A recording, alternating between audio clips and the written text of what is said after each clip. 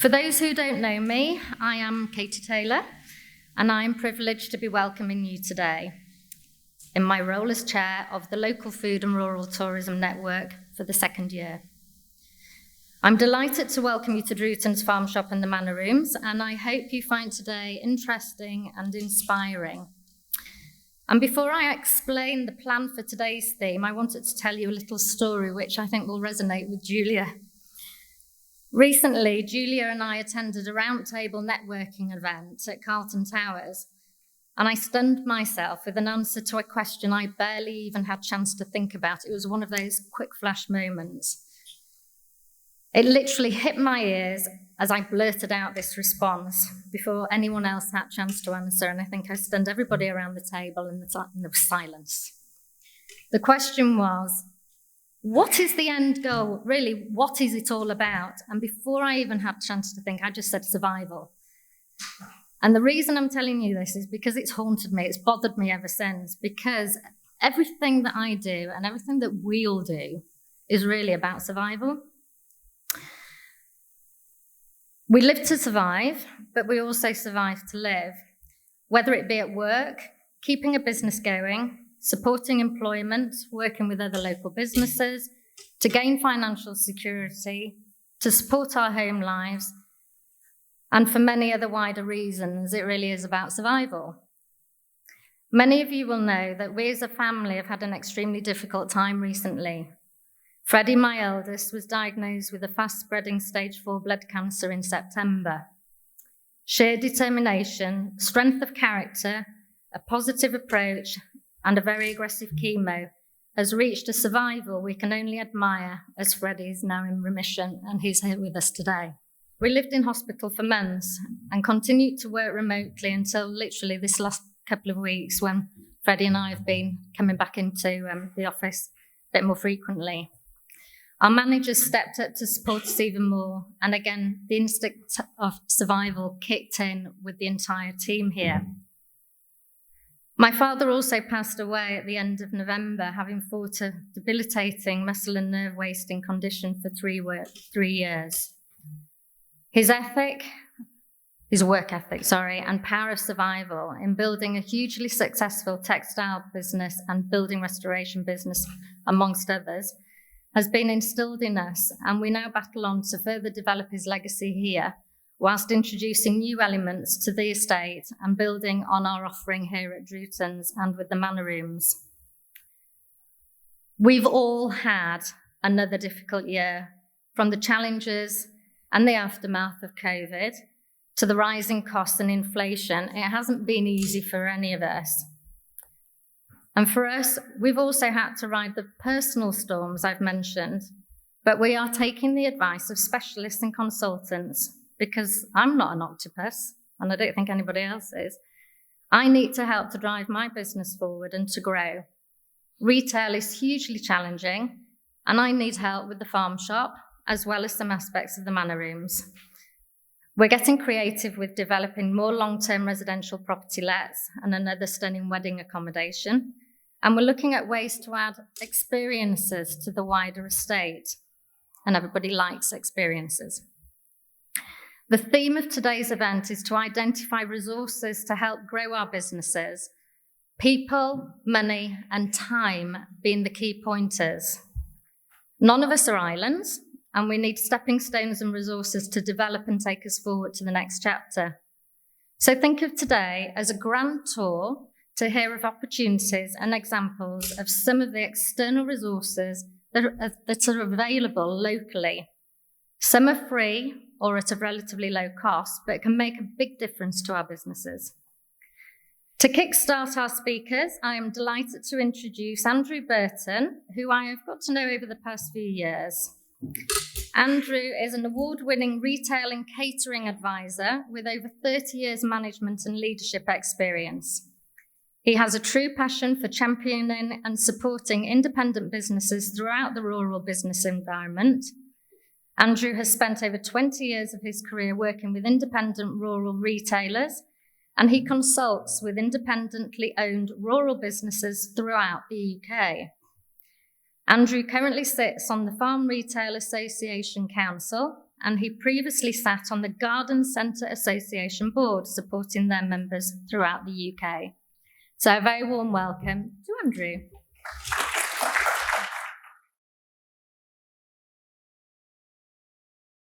Morning, everybody. That's quite an introduction. It's very nice. You probably got the word independent there quite a lot, I would have thought. My name is Andrew Burton. I work for a company called Malcolm Scott Consultants. The company itself has been going for 30 years. We focus on business development alongside town planning, working with independent businesses and very often with councils as well. It's an honour to be here today, really. When David and Julia gave me a shout by Katie's recommendation, I jumped at the opportunity. It's when we all feel motivated and we all network and we all work together, I think that's when we really succeed and we can really prove a point of difference. And I look at this event alone, just by itself, and see that there's a number of different business models, there's a number of different backgrounds, skills, entrepreneurialism, and it's all working together. Well, I was recently at the Farm Retail Association conference, and their strapline is stronger together, and this is very, very similar to that. So it's an honour to be here today, and thank you for all your time coming as well. So quick bit for myself, just so you know, I come from a corporate background originally, and then it started fruit and veg and butchery, got into retail and catering very clearly, so this is where I'm coming from mainly. But I got into independent rural businesses. For those of you who remember, there was a Blue Peter gardener called Percy Thrower, and I first joined Percy Thrower and his daughters, more importantly, because Percy, bless him, passed away before I joined them. But I joined them to help them with their business back in 2000. Working 3 years with three independently owned businesses three independently owned daughters, I guess, that had completely different personalities, showed me not only that word passion can be overused, but showed me the passion an independent business can bring, whether it's a producer, they used to produce their own plants, whether it was marketing or whether it was retailing. The middle daughter also did accountancy. But to this day, I owe a lot to those ladies because they taught me a lot. What they also did was help me fall in love with independent businesses, hence joining the Garden Centre Association board when time came right, and now with Farm Retail. So that's a little bit about myself. I do often get, where do we know you from? I'm afraid I'm not Darren Bett, the weatherman. So although my wife, every time, I must get a message every single week from somebody saying, we've just seen you on TV. So it's a bit cloudy outside and it's a bit dull, but okay. Let's get on to the nitty-gritty of why we're here. So one of the aspects talking to David and Julia was about finding opportunities. Now, it's not for me up here today to tell you how you should develop your business. Not today. That it takes a lot more thought and effort, as I'm sure you all appreciate with that. And I don't want to be granny telling everyone how to suck eggs, but I'll tell you the journey we go on. So in the role I do, it's about investigation and it's about talking to people. I've put on here, what's your brand? And I don't want to go into this too much because I appreciate there's a brand session afterwards and I don't want to take any thunder away from them. But the clear aspect for me is to identify opportunities. It's knowing, why do you want to improve? How are you going to expand? Or why do you need to change? Now, you should always ask yourself those questions. The other aspect, I suppose, is to know whether or not you're ready. Sometimes people think, right, my business needs to develop and it needs to grow. But actually, are you doing what you do well already? It's really important that you understand that whether you're expanding, diversifying, improving processes, that you're doing really well at what you do now. So it's those age-old questions of how, why, and when. How are you going to develop? But most importantly, why and when is the right time? So I work with, I'm going to use farm shops as an example because I'm here today. I work with farm shops, and very often they are second or third generation owners. So, the farm shop's been established for 20 years. And all of a sudden there's a new fresh breed. So I look to the right, and Katie, I'm not trying to write you off already, but right behind Katie is Freddie. And I think, right, well, what's Freddie going to do in the next 10, 15 years when Katie's focused on other things and Freddie's taking the business forward? So, the timing right now to develop Drewton's is very much Katie's vision, but there will be time when Freddie comes on. So we ask those kind of questions, and it's the same with every business. It's knowing when is the right time. Now, COVID has created a need for change for many people, but it's not always essential. It's one of those things, I think, that you've got to take a deep breath and have a real good think about, why am I changing, when's right, and what should I do? When it comes down to brand, I guess I often ask the question, what are you famous for? So whether you're a producer, whether you're a holiday let, whether you're a garden centre, whether you're a farm shop, whether you're somebody that's a supportive business. I look at Invest East Yorkshire at the back, but what are you famous for? That's the question I ask. Because ultimately, if you're going to develop or improve, if you're going to improve, great. But if you're going to develop your business, you can't water down your proposition.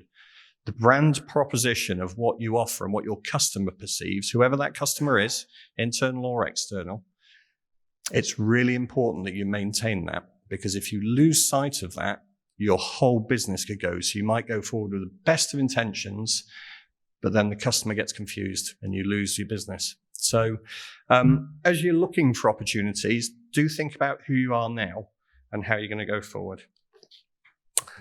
So, when we look at brands, as I said, there's a session after this on brand, so I'm not going to go into detail.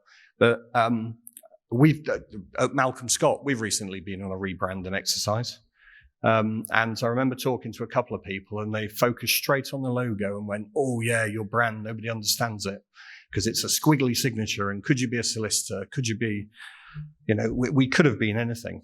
And the key for me was to get the message across to the people I was working with that the brand proposition isn't just about your logo. It's about your company values. It's about your core values. It's about what you believe in and what your customers want. So it's your ethos of your business, really.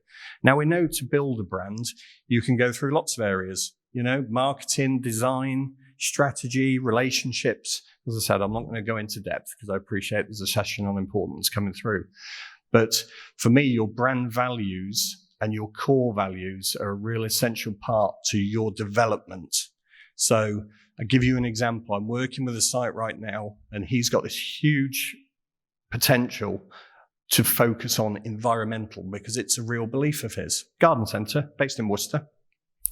Now, these guys are looking for an environmental aspect.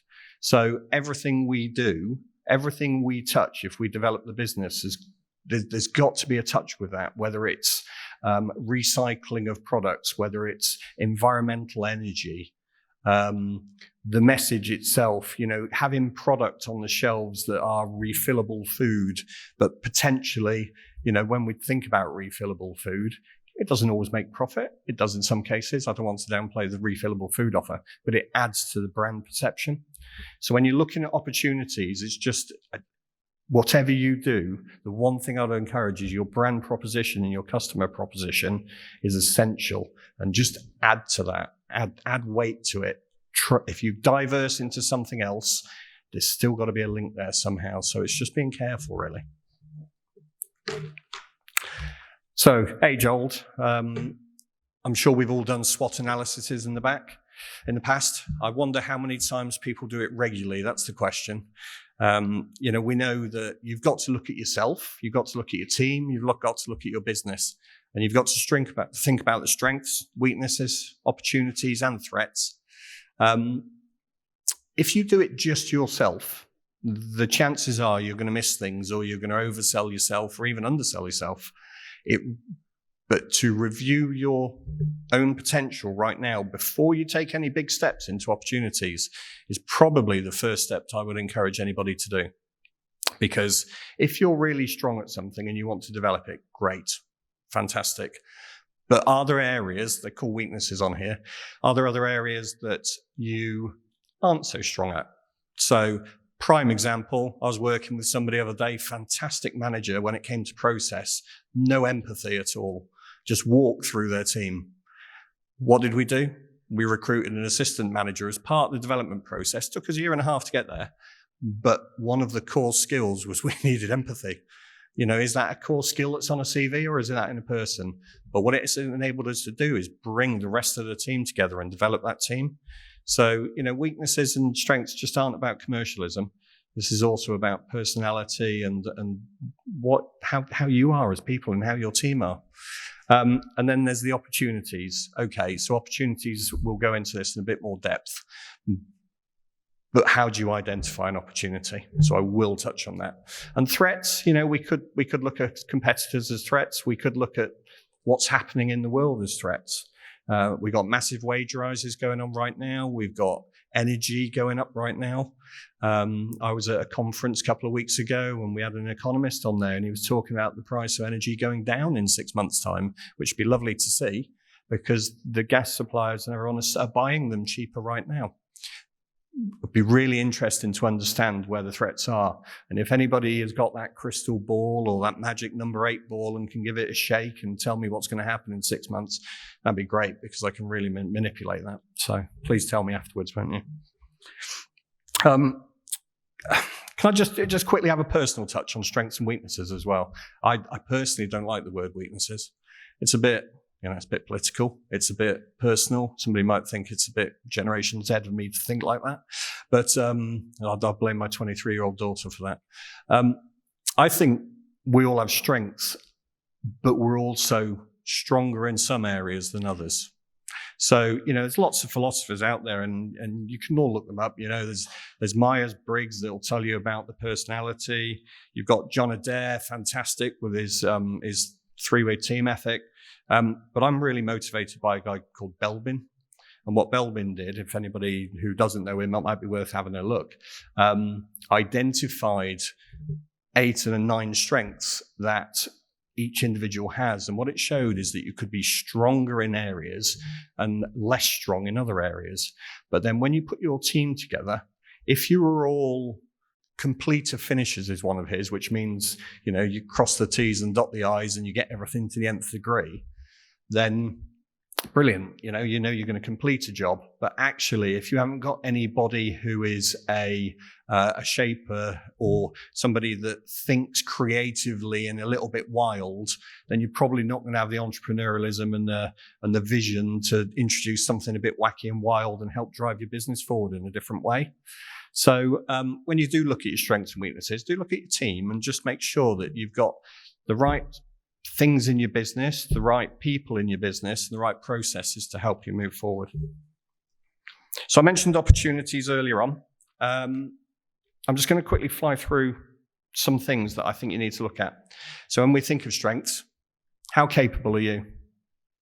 It's a real challenge for a lot of people, but do you know how capable you are? And do you benchmark yourself? Not everyone can be benchmarked. If I put my garden centre hat on, I can benchmark quite easily. It's quite generic across the country. You'd be amazed. I know that on average, 20% of turnover can come from retail. I know that a plant area can be between 15 and 20% depending on their strength. Now, don't get me wrong, there are anomalies. But when I come to a farm shop, it's a completely different world because I was at one farm shop last week where 60% of their trade came from Butchery. And I literally visited another one 10 miles away and 10% of their trade came from Butchery. However, what you can benchmark is the pricing, the standards, the customer service, the look, the feel. You look at Drewton's as a whole. I mean, look behind me, and I'm not doing my weather thing here, but look behind me. I mean, that view is absolutely stunning. So when Drewton's diversified into a wedding venue, I get it. Whereas an inland or a more centralized business that doesn't have these views can't.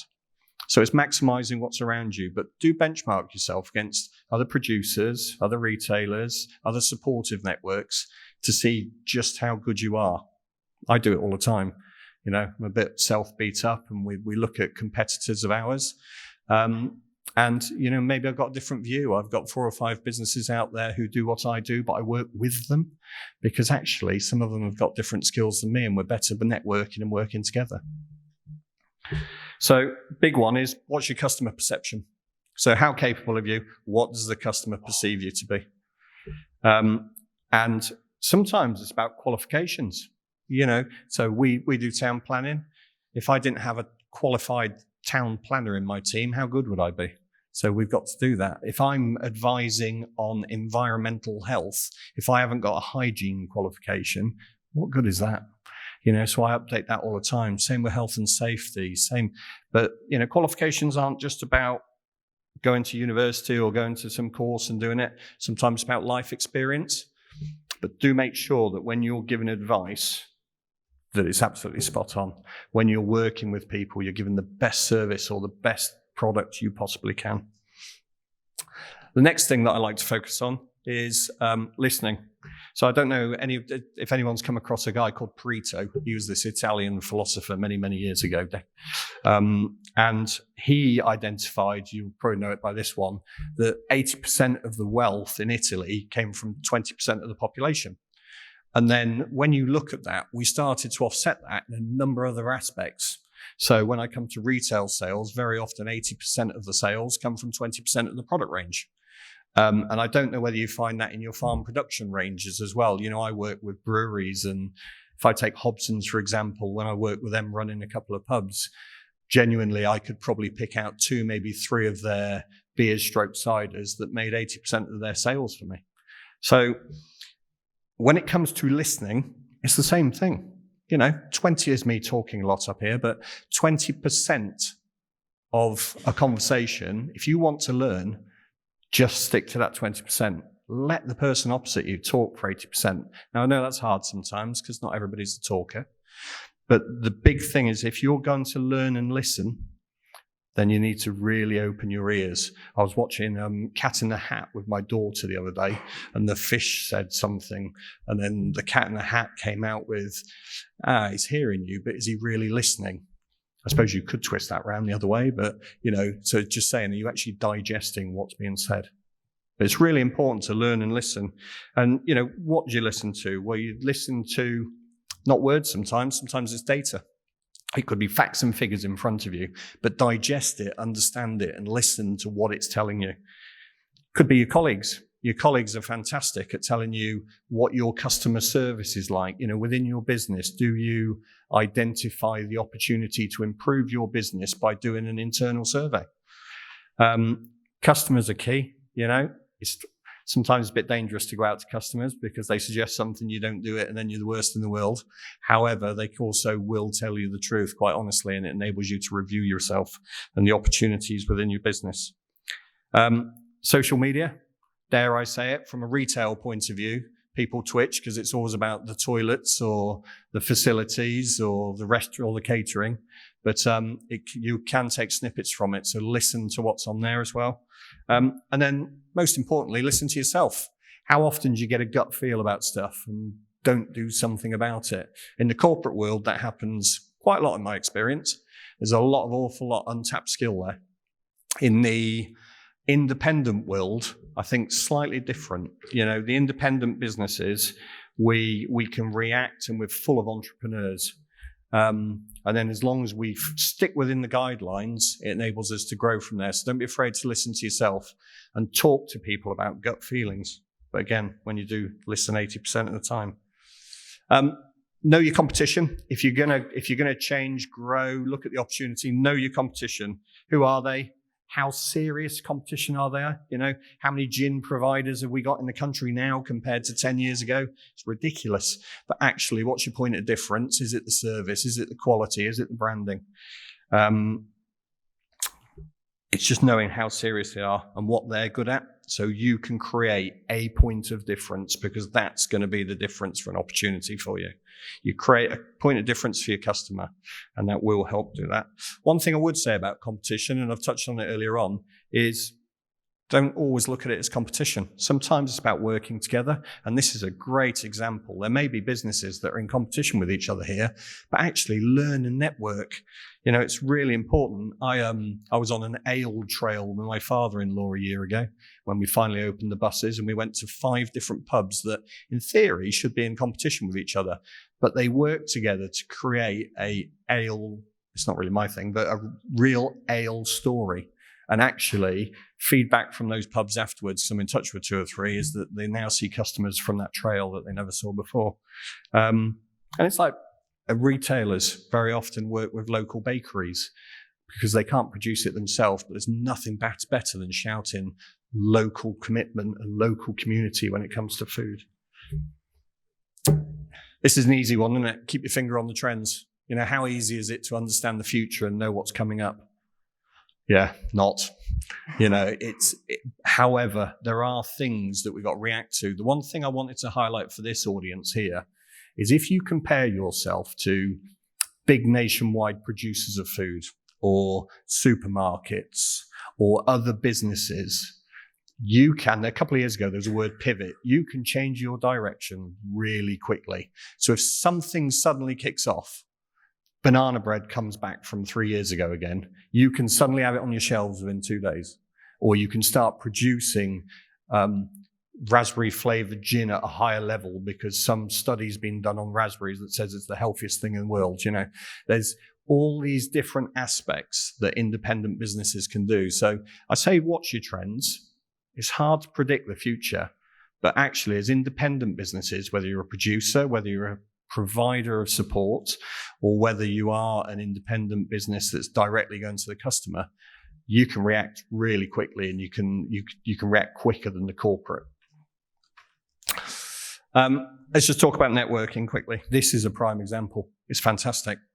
The one thing that you can do is just talk amongst each other, and even beyond here, there's lots of things to do. You cannot beat networking. So if you're looking for opportunities, talk to people about it. Katie was at a conference with me a couple of weeks back, and it's people from all over the country in the farm shop world. I do it with garden centres as well, and National Farm Attraction Network. But these guys there's Facebook sharing pages, there's WhatsApp sharing pages. You know, they're dropping messages out and getting replies and things. You know, saw one yesterday, are you opening during the coronation? And it was like 15 responses. They're just networking really well and helping each other with the business. And, you know, there's other businesses you can work with. There's breakfast groups. So there's associations you can join. I look at Invest East Yorkshire at the back, and the first thing that jumped out to me was networking on their sign at the back there. You cannot beat talking to people. It goes alongside listening, but if you network, see what other people are doing. But what I would say is it doesn't necessarily have to be just within your county. I hope that doesn't get people to throw mud at me here. There's lots and lots of inspiration across the whole of the country, whether it's councils working together, whether it's businesses working together, learning what others are doing and actually maximizing it in your area is a really key factor. So it's important. I'm bound to say as well as, you know, there's always consultancy you can fall back on as well, but, you know, got to pay my bills somehow. Okay.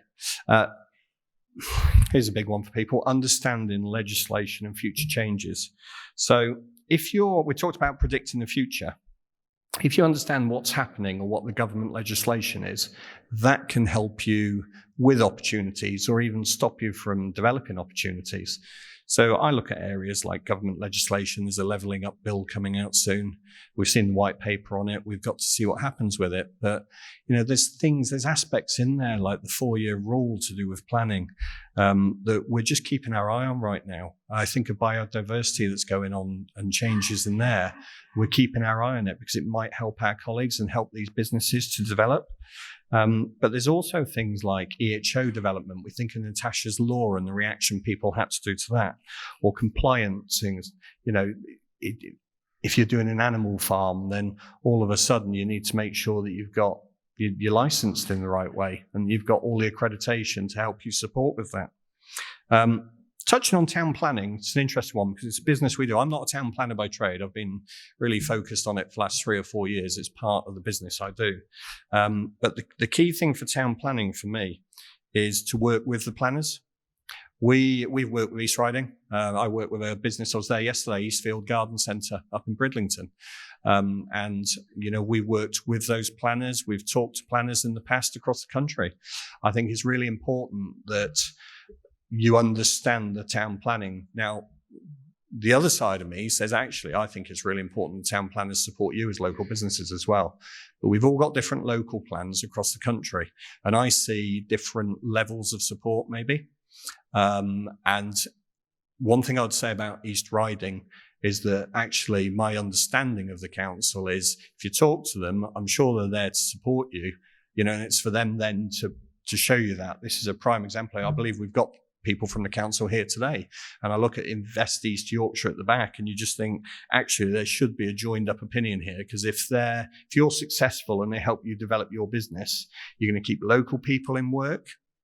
You're going to help the community. You're going to help lots of other businesses other than your own very often. So, town planning is a big one. Obviously, you understand sticking within the law is good. I think, summarising that bit, everyone's here to help each other. And today is a prime example of that. So that's good.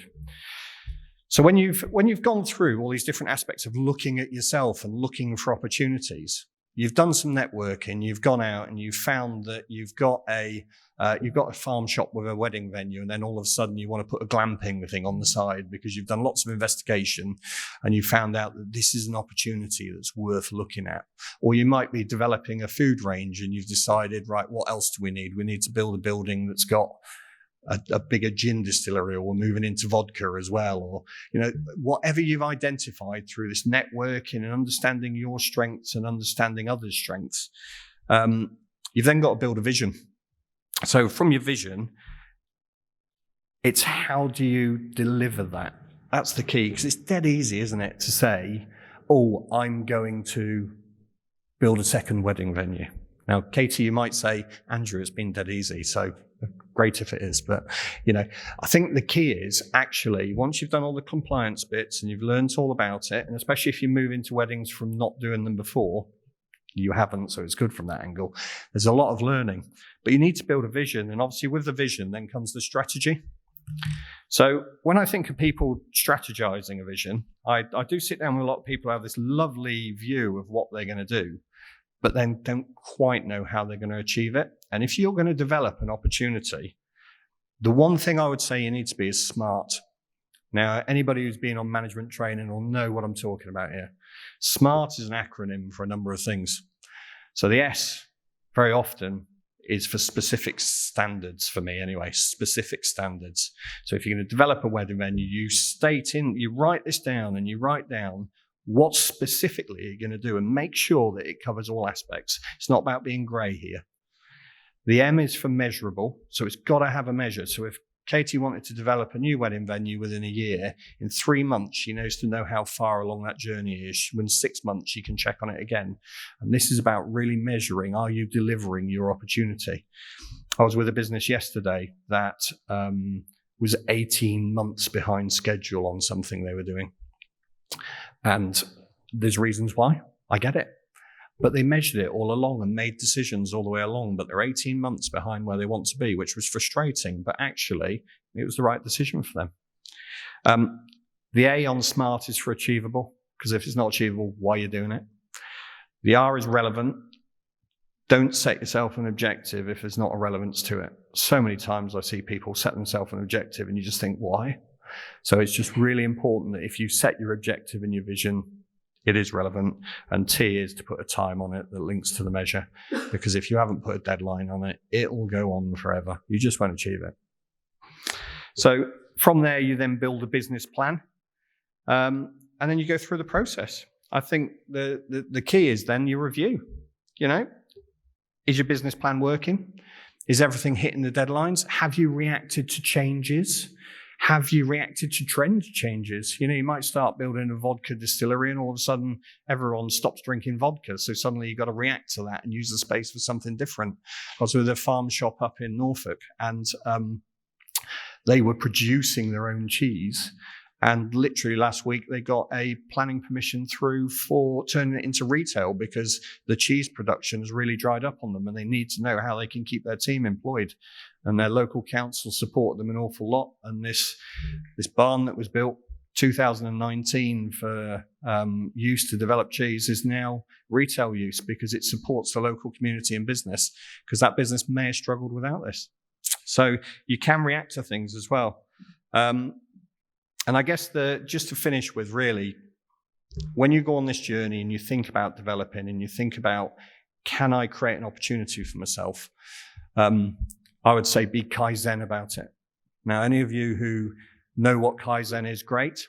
But Kaizen comes from a Japanese car manufacturer, really, from my understanding. And it means good change, but it means continuous improvement. So don't bite off too much at once. Do some development, standardize it, make sure it's good development, make sure you're doing it for the right reasons. And once you've standardized it and it's all settled and everything's great, then do your next step and then your next step. And continuous improvement is really important for your business, because we all know if we stand still, someone's going to catch us and overtake us. Okay. Thank you very much. Good morning, everybody. Thank you for this opportunity to speak today. I'll just introduce all three of us first. So I'm Jonathan Hodgson. I'm Hodgson on the farming side of the business. We've got Catherine, who looks after Glamping, and Matthew here, who looks after, runs Great Newsome Brewery. So I'll just briefly say a few things, and I'll spend a few minutes just talking about how we changed and adapted the farm recently. So we're fourth generation farmers in East Yorkshire. We're kind of right down in the pointy bit, near Withensea. I think our great grandmother bought the first farm back in 1925. I'll stand corrected if I'm quite slightly wrong there. We've 280 hectares of land, predominantly arable. We have a little bit of grass and a little bit of woodland. And I'll be honest, up to the mid 2000s, we were a very traditional farm in that sense that, we were farmers.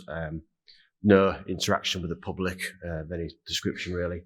But then that changed in the mid-2000s when we converted some farm buildings to the brewery, which Matthew will go on to. And then in the mid-2015-16, we opened a little Otchan shepherd's hut on the farm, which we identified an area of the farm that we could utilise that.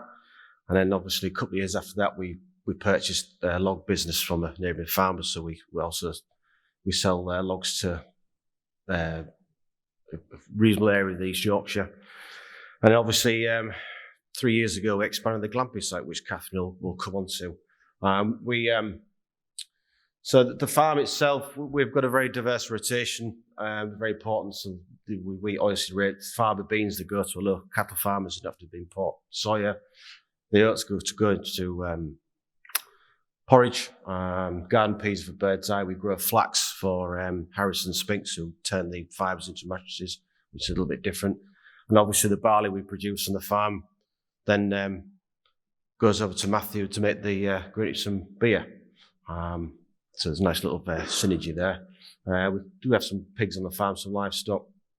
The countryside, the environment is very important to us. I remember the countryside stewardship scheme, so we joined that 2 years ago. We have obviously various sort of aspects of that. So for wild bird mixes, bumblebee mixes, grass margins, we manage the hedges in an environmental friendly way. Because, we feel that's very important to us. And just an example that of the last 30 years, I think we've probably planted about 13 kilometres of hedges-ish. Father started it back then, and we've continued that process over the years, so producing, wildlife corridors around the farm to all the farms connected with these little corridors to let wildlife move around the farm. So to keep to the theme of adapting and innovation of change, back in 2019, we decided we were going to change, and we pretty much sold all our cultivation equipment. We went down the route of not cultivating the soil, and pretty much we used that little picture there. That's our main piece of equipment on the farm to plant our crops. We don't want to disturb the soil. So we changed. It was a big change, big mindset change, because it's very different from all the things we learned at college through the years. We had to sort of park some of those thoughts to one side and then move on to some new techniques and skills. So it was a challenging time, but we knew our vision and where we wanted to be. So and 2019 was horrendous. It didn't stop raining. So it was the worst probably year that you could choose to change how we farmed. But the focus is on soil health, because soil is our most important asset we have. They don't make any more. We've got to look after it for various reasons.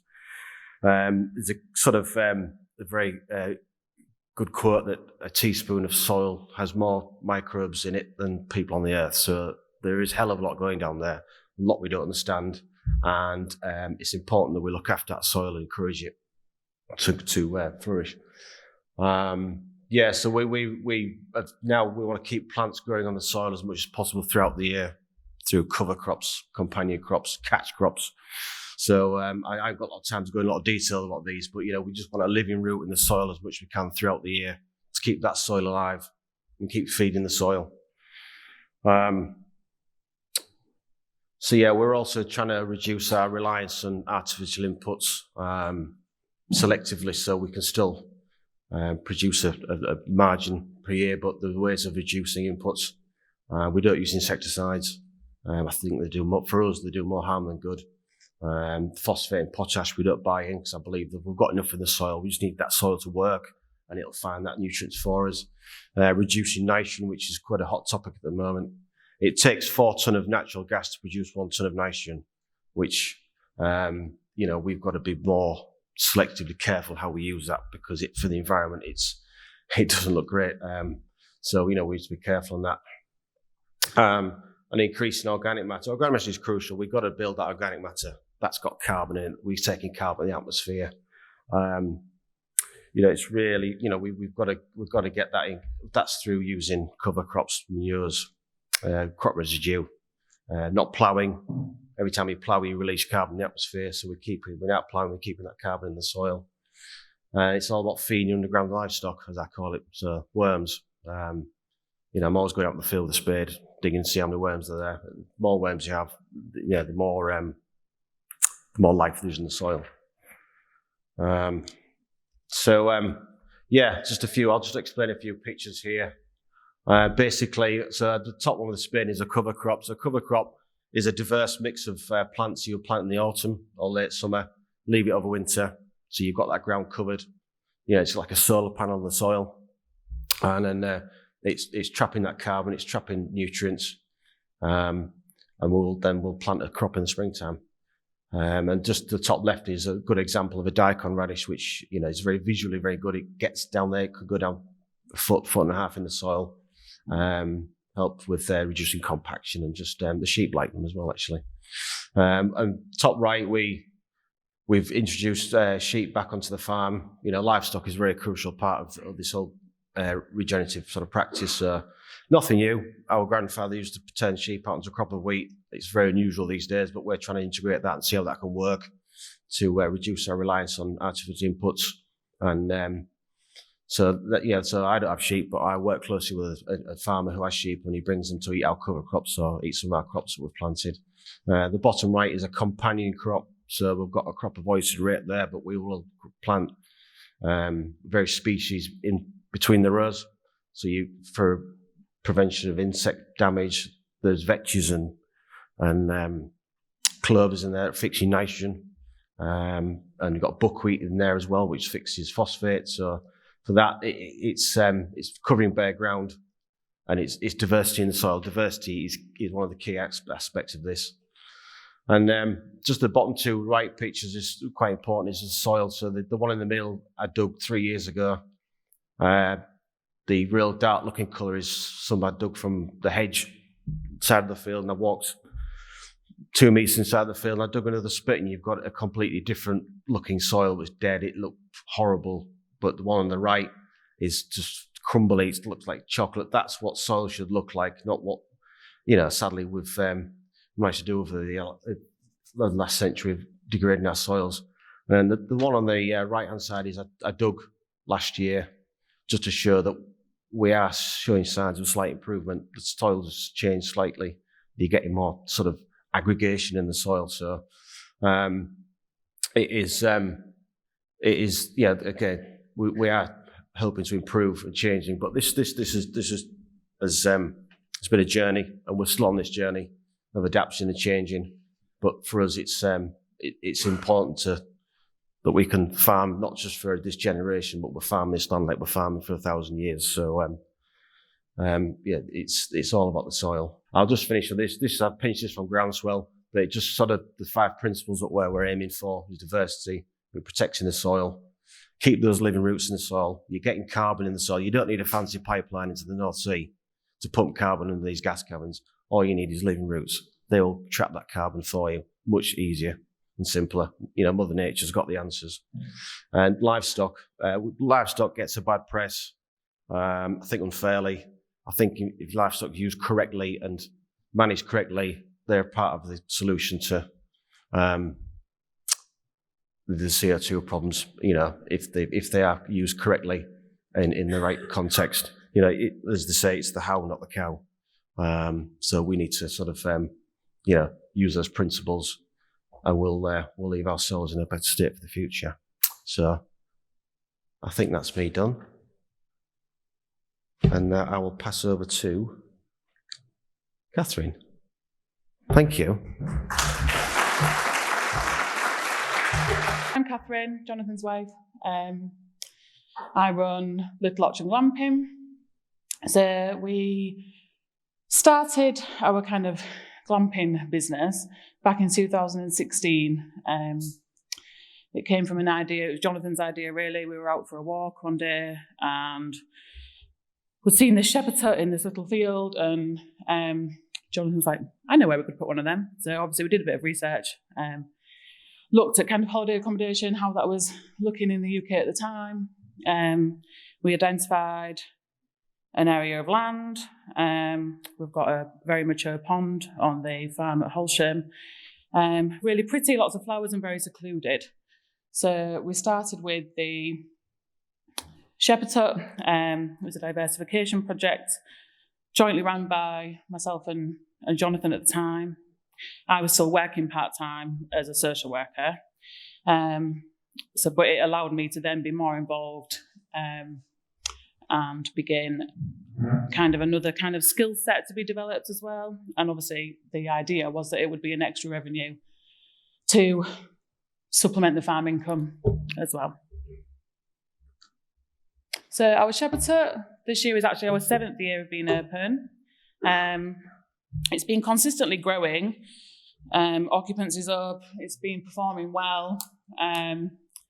Our main kind of target market is couples. It's a couples destination.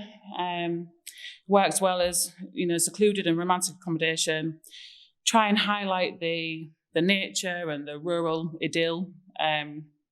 We did, when we first set it up, we started as a 3-bed, so we had the double bed and then the single above, but it soon became clear that really it was mainly couples that were coming, just to kind of get away from it all. Lots of people that actually come to us tend to just stay, because it's literally those 2 nights of just them two, not having to think about anything else.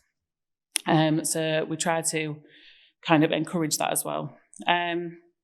It links in well with the brewery, so we leave beer, leave a couple of bottles of beer for the guests, and also they can order a beer lovers pack as an extra for when they arrive. So it kind of is bringing a different audience to the brewery that might not always have known about them.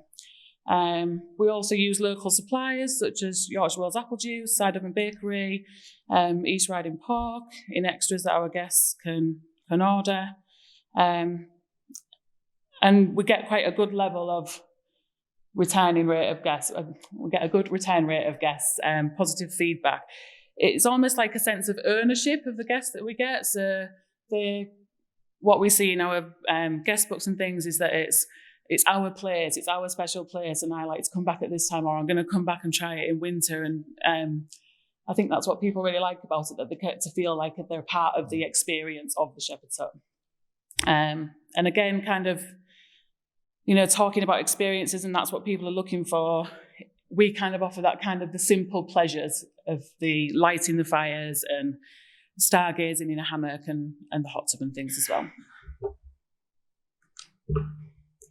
So 2019, after we'd been open for 6 years, we started to think about how we could expand the glamping offer after the successful Shepherd's Hut project. Looking for ways to expand. Again, we identified an unused area of land. It was just a paddock at the time that was next to where the Shepherd's Hut was. And so obviously if we used that area as well, we could link into the resources that were already there, so like the electric and the water and things. It meant that if we were expanding, I could then work with the farm full time and try and attract a different market of guests, looking at families, multi-generational families coming away on holiday together. And also wanted to offer the same level and specification as the hut did, and with the same appeal of the countryside setting, children experiencing nature, ability to run wild, things like that. So yeah, we just offer 4 bell tents. Each one's got its own private bathroom, which at the time, obviously we were opening just after COVID, so that was very important that people felt like they could be safe to come to us. And then the main... one of the things that people seem to really like about our site is our big, large communal kitchen, where it works really well for groups coming together, but also people like to chat when they come away to the glamping site, and they, will be making the breakfast or whatever, and it just works really well as like a kind of space to be when they're on holiday with us. Encourages a bit of togetherness, really. So we try to work with what we've got and enhance it. Such as space for animals. We've got 2 little pygmy goats on site that are just right next door, which those that have been on the Growth Hub courses recently will know that I'm now known as the goat lady, because everyone seems to love them. Last year there was a really nice moment where I'd gone up to the site and the children that were staying had just parked their camp chairs like next to the goats and the sheep, and they were just liking watching them all day. Natural play ideas that work in harmony with the countryside. We've got a bug hotel, a little climbing logs, and a willow den as well that we try and keep alive. So it's, again, kind of working in harmony with what we've got that offer an authentic experience for our guests. Last year we installed a nature trail, which is an interactive trail that people can scan a QR code and walk around the adjoining fields, learn about the local area, about what's around. So, for instance, they can see some wind turbines, they can see Windsor Lighthouse. So each of the little boards around the nature trail talks about that, and there's a quiz that they can do. It also links in with giving some information about what John's doing on the farm in terms of regen farming and things as well.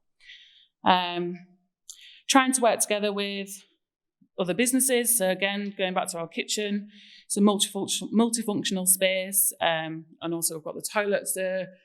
Because the glamping, the bell tents are only open April to the end of September, the kitchen and the toilets are left unused kind of over the winter. So we try to link in with other businesses, and have ran wreath making and a pumpkins and prosecco event and things which have proved quite popular, working with local florists. And it just kind of gets our name out there and utilises the buildings. This year we're running our second yoga retreat with Yoga. And again, a link with the brewery. So our accommodation is now fully booked for the brewery festival as well. So that's the way in which we work together. So yeah, just wanted to give you a little bit of a whistle-stop tour of Little Otchan, and that's me done. Morning, everyone. I'm the third of the trilogy. I won't say they've saved the best to last because I don't think we have. But so much like John and Catherine, I'm going to give you a quick whistle-stop tour about Great Newsome Brewery. Many of you might have heard me speak about it before, so I won't go into too much detail. But I'll try and mould it around today's theme of identifying resources that we have to grow. So we originally looked at this back in '99.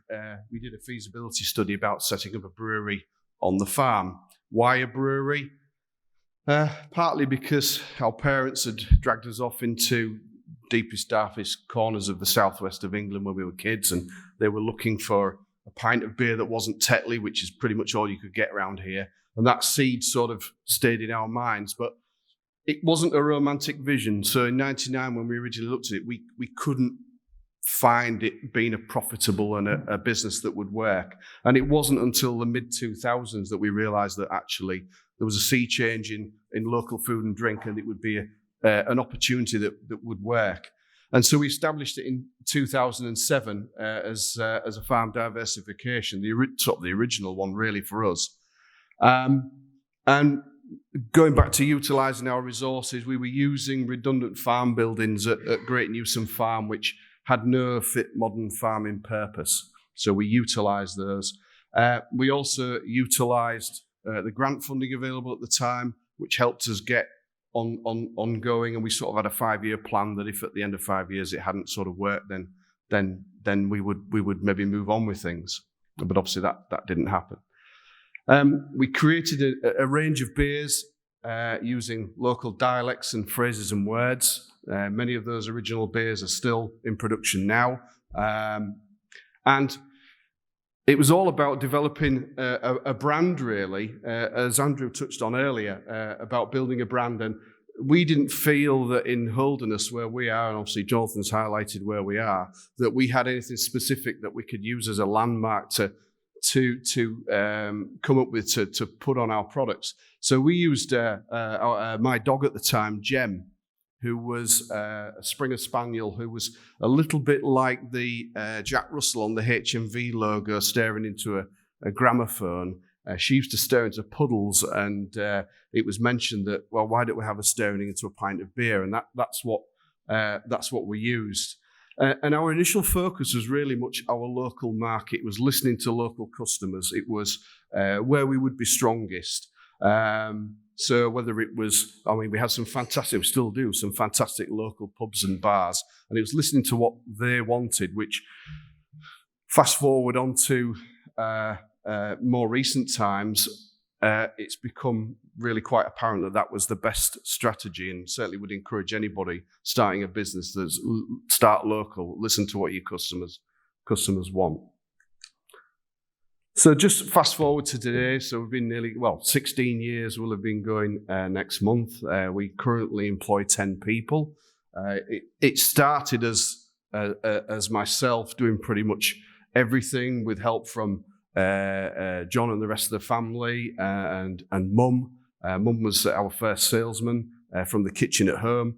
We now employ 10 people. We deliver our products throughout Yorkshire, North Lincolnshire, nationally through large pub chains and wholesalers, and we also export as well. And we produce a range of pretty much, if we can find a container to put beer in, then we will do it. But predominantly at the moment, although things have changed the last couple of years quite radically, we're more of a traditional. Our beer has now got back to more its traditional packaging formats. So very much now, traditional cask beer is our main format. And again, something that Andrew touched on earlier about the 80-20 rule, we have something very similar. It's probably nearer 60% of one of our products is 60% of our sales are just the one product out of, say, 6 different brands. And that was the original beer that we brewed. It's gone on to be that. Like a lot of you sat here, we've now become experts in how to survive a pandemic. It changed the business in many ways quite quickly, and it's continued to, we've never gone back to how we were in many ways. We lost all our production staff for various reasons, but majority of it was to do with the pandemic. Either people looked to take retirement or fancied a career change. That was pretty stressful. And obviously the way we sold our products, we had an e-commerce site, but everything went onto that. So from perhaps getting, let's say, one order a week, and that's no exaggeration on our online site, we got to a point where we were getting over 100 orders a day at times. And it very much changed the business in the way we were selling the beer, in the way we were marketing ourselves. And again, that sort of shifted, but it's still never gone back to how it was. So we still sell a lot more in terms of e-commerce than we ever did prior to the pandemic. We also encourage our team. I'm going to come on to our assets that we have in our business. But people is really key. We encourage our team to develop themselves. So I've got 2 people at the moment who've just sat brewing qualifications. I've never had it in the past in the business where I've been challenged by the team to want to develop. They want to know what's next, and that really improves our business. It improves the quality of our products, and so that's something that we really encourage everybody to do. In fact, I've got somebody on a residential course today. We like to be part of the community, so we work a lot with sports clubs. It may be supplying them with beer, so obviously it's sales, but we'll be involved with sponsorship and that sort of thing. And that really hit home during the pandemic, where we found where we had sort of strong sports links, i.e. with a rugby club, that we would quite often get those people drinking the beer from the rugby club and buying it to drink at home. So that was really quite a key thing. And obviously events, I'll come on to in a minute. And nowadays we have an on-site shop, and I've just touched on the e-commerce side. So I thought I'd just look at the resources that I believe that we have that's helped us grow. The first one's provenance. So what I mean by provenance is it's looking for us that what we've got that we can use in creating and selling our products. So John's touched on the fact that we grow malting barley on the farm. It was never the initial thing that we did. It's something that Holderness is not renowned for growing great quality malting barley, and it came more by chance. But now we grow malting barley on the farm, and it goes up to Muntons to be turned into malt, just up at Bridlington there.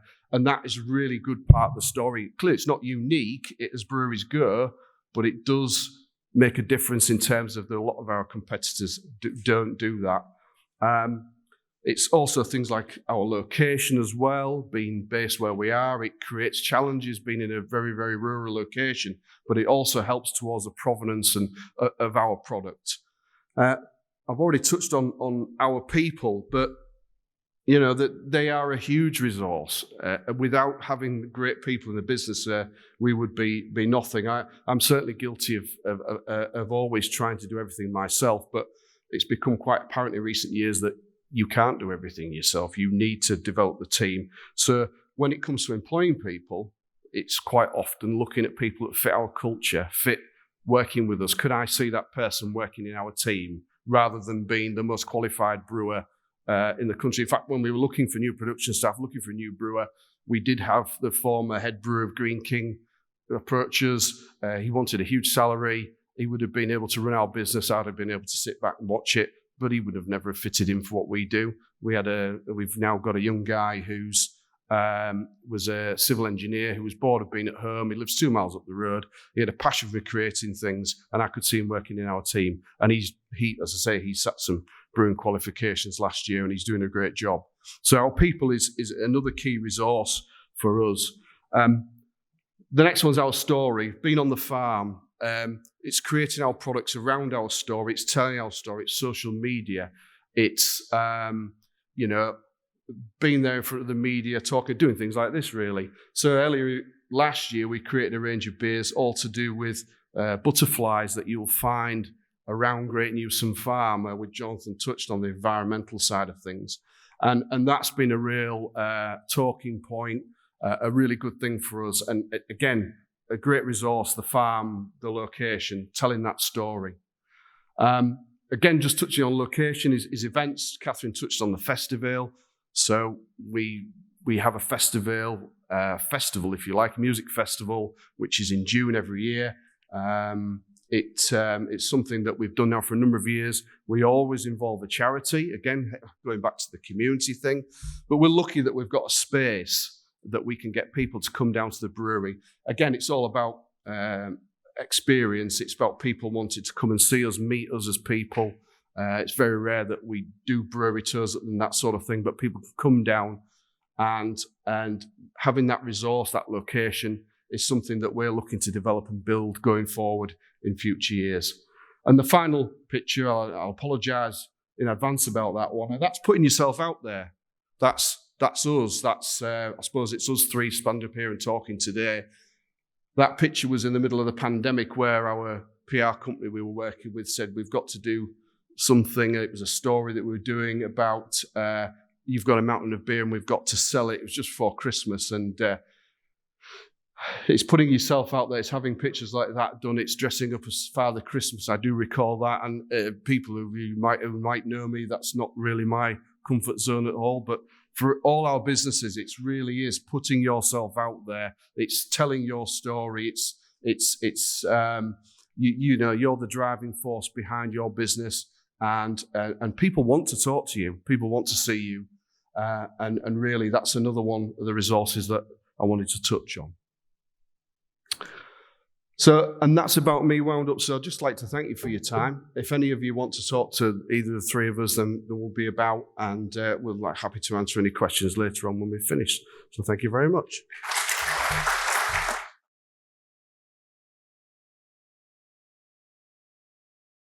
Hello everyone, there's lots of you. My name's Nick Locke, I'm from Carrot Juice. We create brands for food, drink and pet businesses for the producers. That's all we do. I'm going to tag team this presentation with Mark from Holler, who is more of a full service marketing, brings the marketing to life. So I apologise first of all, not for the choice language we're about to talk about, but this presentation is focused very much on food and drink producers, but hopefully you'll find it interesting anyway. So there might be some choice language, or really the language of choice. What actually happens when a consumer is picking a product off a shelf? I'm not going to geek out on psychology and neuroscience, but we have got some theories on this, and I'd like to run you through them today, which might get you thinking, if you've got packaging solutions or advertising, how it's going to work. So being a food producer is a little bit like being inside the jar and you're trying to read a label on the outside. It's very difficult. You know so much about your own business and motivations. Understanding what's going to cut through to consumers is crucial. So we want to talk about the language, and the language relates really in a world when the amount of choice has exploded. Back when I first started, the supermarkets just started with creating own labels, choice expanded, and then the internet came along. So simple choice of jam, you're amongst a load of people, so how are you going to get your brand to work in that environment?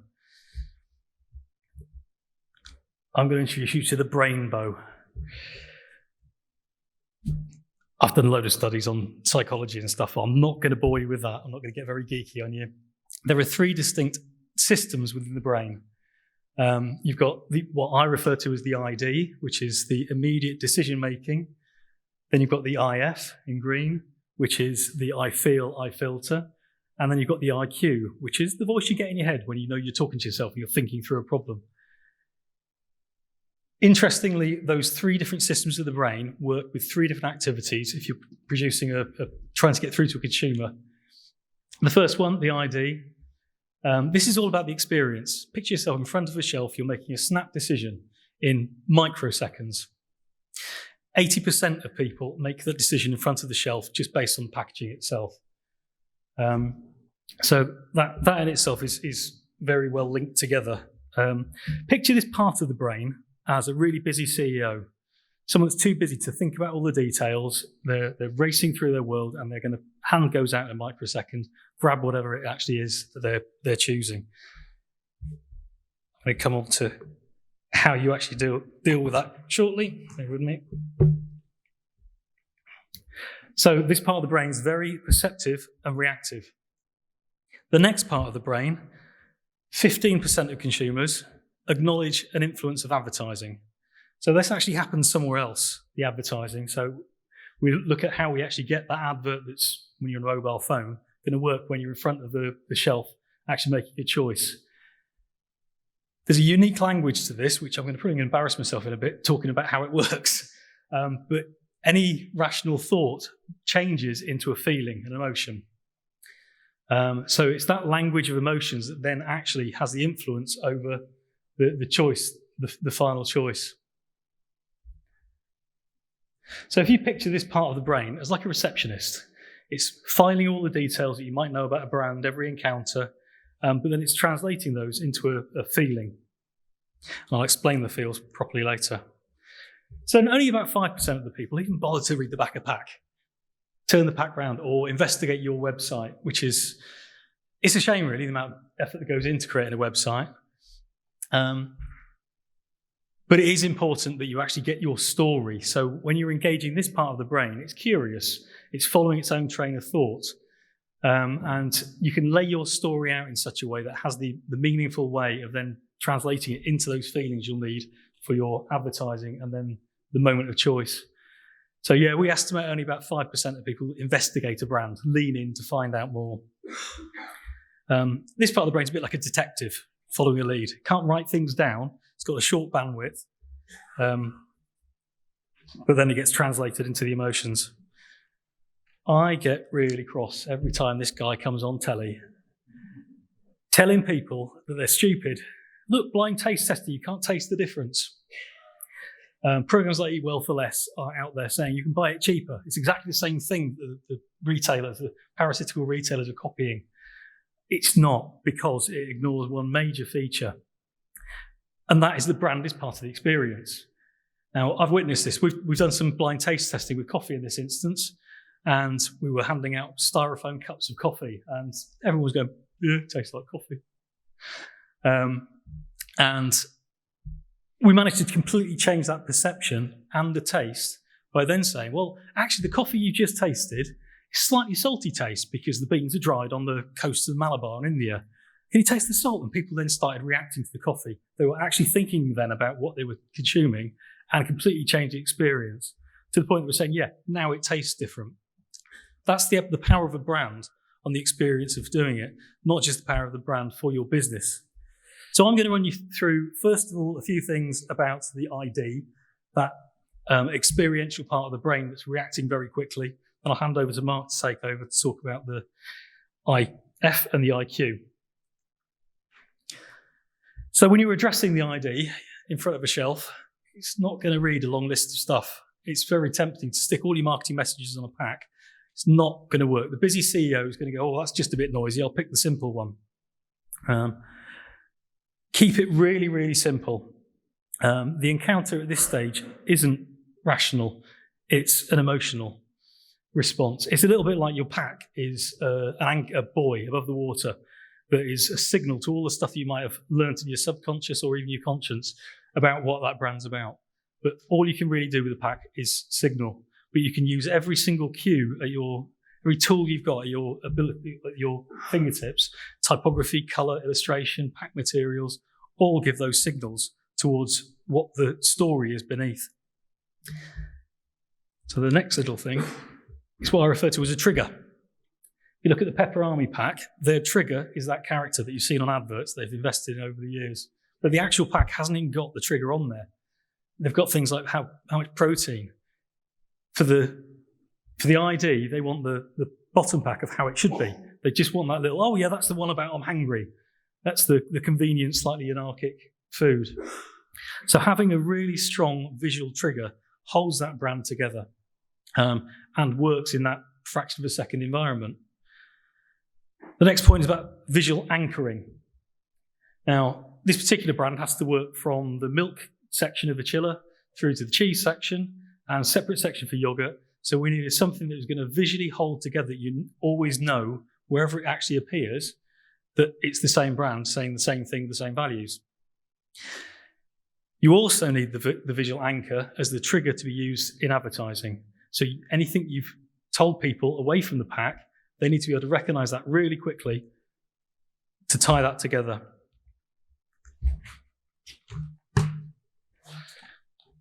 refer to this as intrigue and elbows. The pack itself should always allude to a much deeper story. Everyone's got one. It should give hints towards what's beneath the brand itself. We no longer buy into commodities. We can leave that to the retailer's budget range. We're not buying into those kind of commodities. What we want to buy into with the brand is an emotional attachment and a relationship. So Sipsmith is a great example of alluding to some kind of Alice in Wonderland cheese dream. But I'm curious. I want to pick it up and find out more. I might even one day read the back of the pack.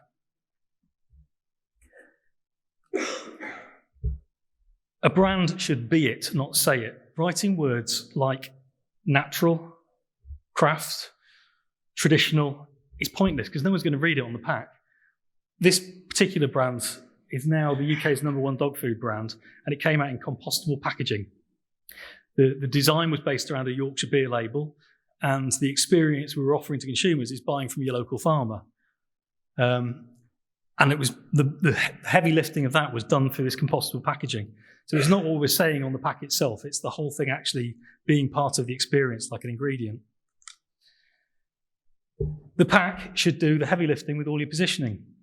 You can reframe the price of something. So a comparison would be you can have a ready meal, or we could be selling a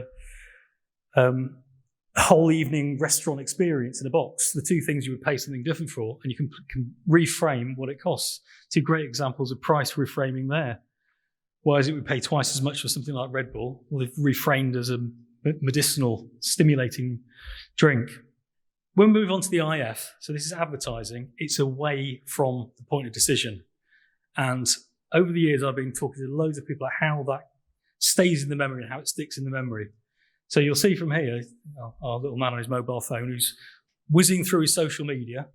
So Mark's going to talk about how we might stop the whizzing through the social media to get noticed. But whatever we say to him there, it's translated into a feeling. So, for example, if it's always difficult explaining dreams, but if you've ever had a dream when you're on a car journey with your dad and driving along, and all of a sudden within this dream, your dad turns into your high school teacher or primary school teacher. Happens a lot to me. Sorry, this really is oversharing. But the point really is it's not about the character in the dream, it's how that dream or that character in the dream made me feel.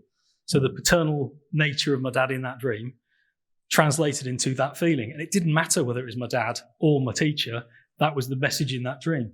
That's why we need the visual anchor, because you're getting something to stick in someone's mind, turn into feelings when you're in front of the shelf.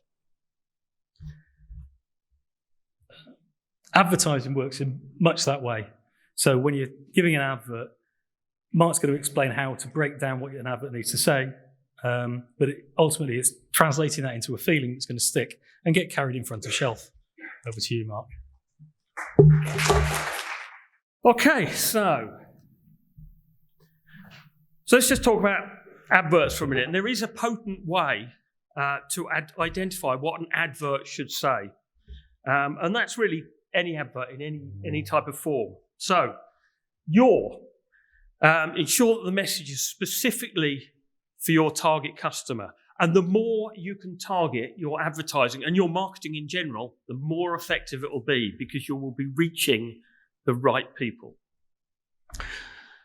Pain. What's the experience that you wish to improve or the problem you wish to solve for them? Gain. What's the improvement? What that improvement does for them and how it makes them feel. And claim, of course, why your brand is best qualified for them to choose. I will come back to claim, because you've got to make sure that your claims are right. Okay, so most of this information can be visually conveyed in shorthand, but of course, crucially, needs translating into a feeling. It will come down to whether or not they like your brand and are willing to consider it. So, the most effective channel for advertising now is social media, believe it or not. We take much more notice of social media than we do television advertising and virtually all the other types of advertising put together. So, firstly, this should be used as a shout out for your brand or product.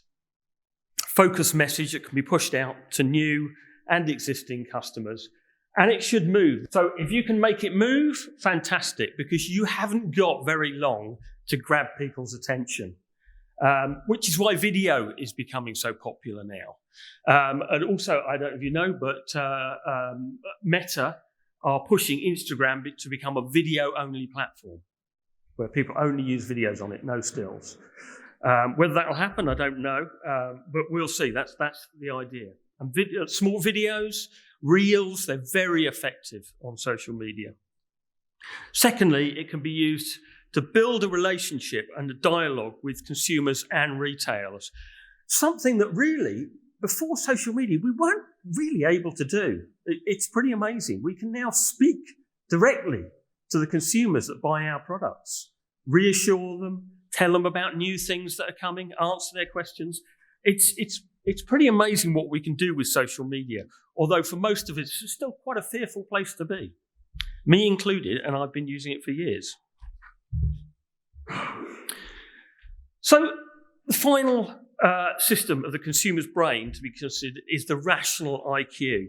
And over the last decade, having a purpose and a backstory has become increasingly expected by consumers. Nick spoke about your story. Andrew mentioned the story. It's really important to have that backstory. Easily accessed information should be available as to how we think of brands. So here's a great example, actually. Happy Eggs.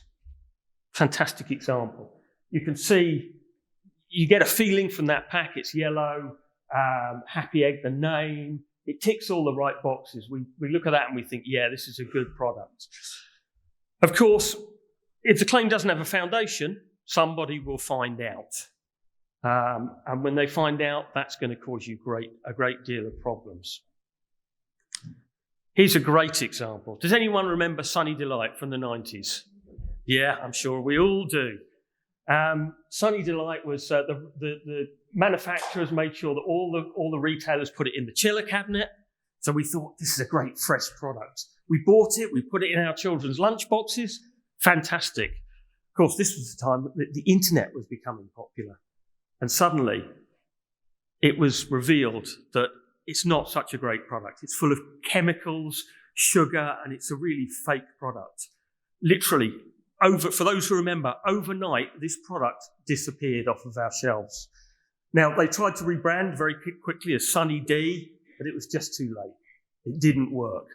So you have to make sure that if you claim something about your product, that claim stands up, or bad press will be your downfall. So, your website is an opportunity to tell your story. If visuals can move on your site, they should. Technology now provides a great storytelling platform. And static imagery is tantamount to a very dull narrator. At this point, it will not surprise you that the aim of storytelling is to inspire a feeling. And I will just read a couple of options here. So, option one, which sounds better to you. We're a farming family that has diversified to brew beer on our farm, now run by the second generation, and we're still growing strong. We brew our beer using sustainable methods. We use power from our wind turbines, water from a borehole on the farm. We rotate our crops and allow fallow land for wildlife to thrive. Oh, and our beer tastes great. It's all about them. Option two. Are you the kind of person who loves beer and the countryside? Enjoying great beer doesn't have to be have a negative impact on the planet. Every seed, grain, drop and bottle top can be considered to create beers that you can enjoy without a guilty conscience about the sustainability of your choices.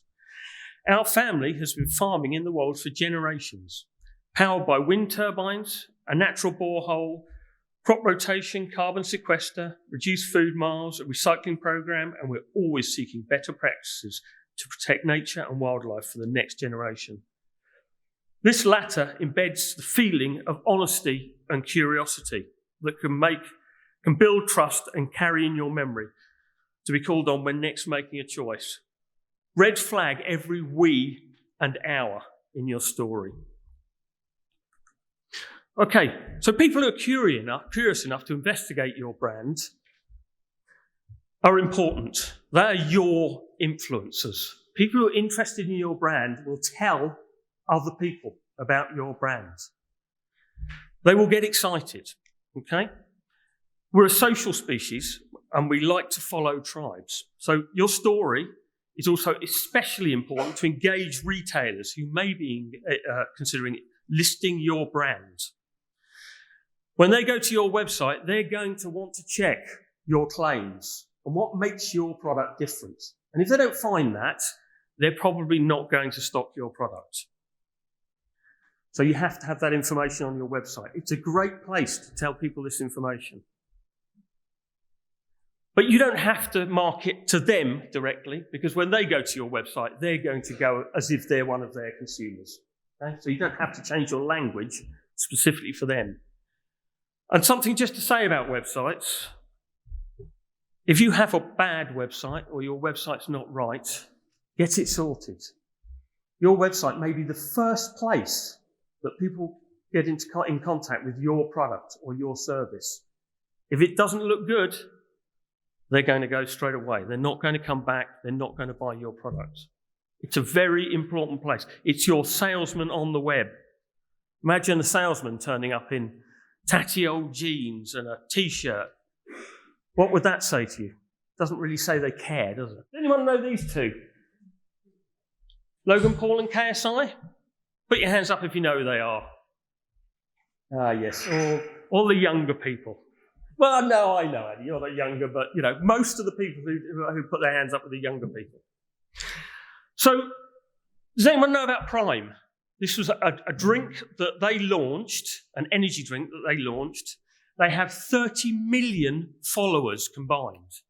And their tribe bought this drink.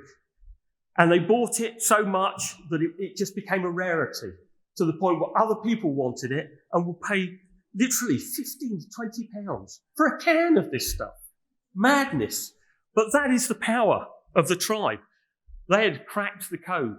And by the way, the reason most of us in this room don't know who KSI and Logan Paul are is because they're not our demographic. They're not marketing to us. They know their target market. We don't know who they are. They're not really our demographic. So, moving on. We don't really need to pay for celebrity influencers. There's lots of ways of doing this. Would you buy products from Charlie the Boy, the Mole, the Fox, and the Horse? Or products from a bat for your cat, from Simon's Cat? Well, these are brands that are not really made to sell products, but it doesn't really take much of a leap in imagination to know that they can sell products. We've all seen those adverts on the television or on social media that use characters to sell products. They could easily follow.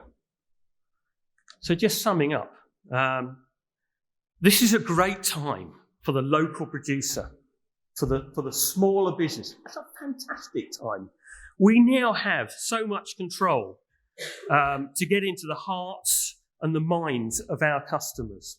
The big brands, they're really on the back foot now. Mars, Unilever, P&G or Kraft, they're far less likely to inspire an authentic relationship with their consumers. They just don't have that power. They don't have a great backstory. Whereas smaller producers, they have a great backstory. And we can talk about these things with passion and legitimacy to get into the hearts of our consumers. So ensure that your messages get across by translating your language to the nature of their encounter. Thank you very much.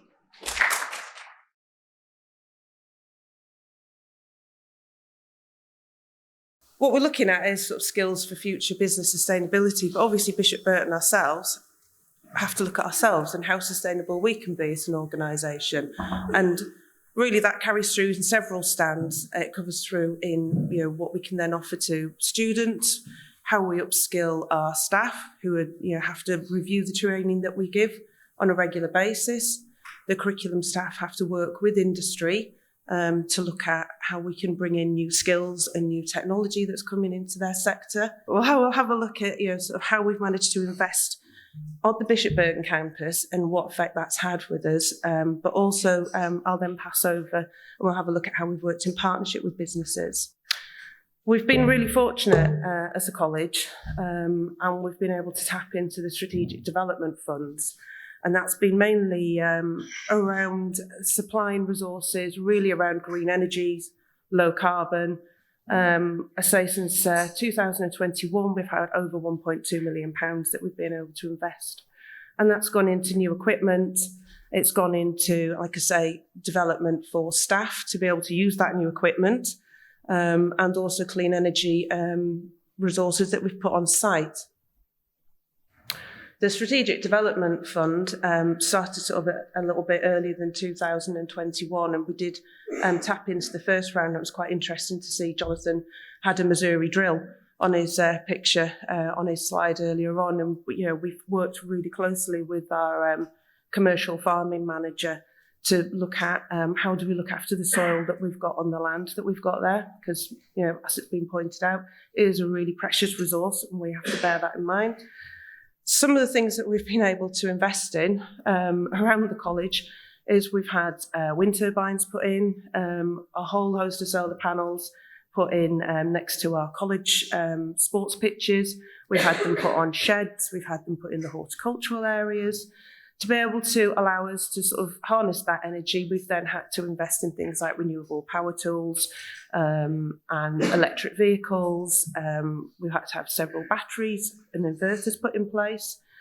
We've got some really lovely electric vehicles, as you can see from the lovely blue shiny vehicles, and which is now covered in mud because that belongs to our farm manager. And I'd like to say, what we try and do is open it up to businesses to come in, because this is about resources and what you can get from networking and things. This has been a massive learning curve for us. We started kind of bringing some of this equipment on site a couple of years ago, and we've been hit like everybody else, pandemics, wars, Brexit, paperwork that doesn't exist or that doesn't tally up when you get somewhere else. It's been a massive learning curve. So we have opened up to businesses who want to come and have a look at what we've put in place. So we've got 3 anaerobic digesters now, all at different sizes. We have a mobile unit of an anaerobic digester that we can take round and businesses have a look at, and we can chat about how they work and the energy that's produced. But it's really interesting. We've had, local golf courses come along to have a look at solar panels. How good are the power tools? Because that's what we get asked all the time. Is it comparative to what you were using before? So what I would say is if anybody's interested in anything like that, we are happy to open up our doors. We do sort of knowledge transfer events or employer events, quite often in the evenings and things like that, to try and fit around businesses wanting to come in. But if anybody wanted to come in and have a chat with any of our staff who've had to adapt practices, look at sort of, what's worked out better. Like I say, it has been trial and error. It has been quite a difficult hair-pulling process for a lot of staff to kind of work out how do we make this work sometimes. But what every member of staff will turn around and tell you is that it's way better and nobody wants to go back to how we were working before. Every business has got a challenge to be more sustainable. There is no getting away from that. And like I say, we're a big campus. We have a lot of people. We have a lot of waste. We use a lot of energy. And we need to have a look at how we can do that. And like I say, the benefit to our students and to employers is our students get to use this. Our students can see what's gone up. Our students can use them as projects. They can use them as case studies. Things like the electric power tools, horticultural students get to use that. So if there is an apprentice and they come in on day release, then they can actually use this equipment and they can bring some of those skills back into your business. If you're then interested to come and have a look and try them yourselves, then you can. So what I'd say is, if there's anything that you're interested in, or even some people, we've had to research a lot online to have a look at what we're going to put in place. So again, if anybody wants to come and have a chat about why didn't you go with this, or sometimes on the first round of funding we've bought one particular type of technology, and then on the next round of funding we've bought a different type of technology. So say we can work with businesses on that, and you can come and use some of our resources. Like I say, the benefit is that it filters through to our students, and we can open it up to employers. The other way that we try and work sustainably and future-proof the skills of our students, like I say, is working really closely with industry so that we can develop new modules and we can keep up to date with what's going on. If, we like to invite businesses to come and talk to our students. We have students in all sorts of curriculum areas, things like business and enterprise. They love having people to come in and talk about how they set up their business, how they change their business. So if anybody's interested in working with us for that. But what I will do is hand you over to Sally and Paul and Ashton, and they can talk about how they've worked in partnership with Cranswick Country Foods. So I shall pass you over. Thank you. So my name's Paul. I'm in charge of the Butchery apprenticeships at Bishop Burton College. I was employed 5 years ago, and to help them grow the butchery side of things. When I started, I think there were six students there when I started. I've 30 years knowledge experience in the butchering trade, so I felt myself that I wanted to pass on my knowledge and my skills onto the next generation of butchers. So this is where, when I started, like I said, there was about 6 students there, but I got the opportunity to work with a large company called Cranswick Country Foods, and they wanted to send us apprentice to learn the butchering trade. And people did say to me, well, that they're only pork butchers, they'll only be able to butcher pork. But that was the beauty of coming into college. They get to learn everything in college. We give them the whole experience of beef, lamb, chicken, game. So we like to teach them everything. So this is where I met Sally, and Sally works for Cranswick and she's in charge of the apprenticeship. So I will now pass you on to Sally and she'll talk a little bit more. Okay. So I'll be talking briefly about Cranswick as a business, so very much other end of the spectrum of what we've seen today. So a £1.9 billion pound business, over 13,000 employees. We are actually the biggest employer in Hull. So we're very different to a lot of you guys in the room, but a lot of what is important to us is also important to you. So just a sort of an idea of the scale that we have here, 7,000 pigs a day, 35,000 a week, and with some top earning potential for our butchers of £40,000. We have really high demands, but we also have some high pay to go with that. In the interest of time, I'll skip quite a few. So going on to the apprenticeship scheme, it's a 12 to 18 month scheme. As Paul mentioned, we are a pork processing site. Our butchers are very specialised in pork, but that's not to say that they don't have those transferable skills, which is crucial from the college experience. So a company of our size, you might ask why aren't we doing our education in-house, but we feel it's really important that we use Bishop Burton so we get that broader experience, so they're not just sort of exposed to this sort of commercial butchery experience. So we've got a supportive learning environment through myself, so I manage the apprentices, but then also in collaboration with Paul. And really there's a lot of benefits for apprentices, but the best person to talk about that is an apprentice themselves. So I'm going to pass on to Ashton, who's going to briefly talk about his experiences, why he chose an apprentice, and what he hopes for the future. Okay.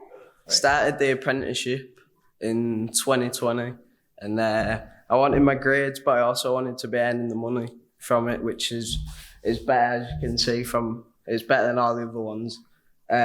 Started at the bottom with no knife skills, couldn't do anything, and now I'm grade 1, which is the highest way it can be without becoming a manager. What else is it? So on a personal note, Ashton, what is it that allowed you to do this money that you've earned? I've got investments in the company in shares, so hopefully in about 3 years I'll be pulling them shares out and I can start doing other things and hold some, and which will give me other options for what I want to do in life. And what do you see from your future? I personally also with Cranswick.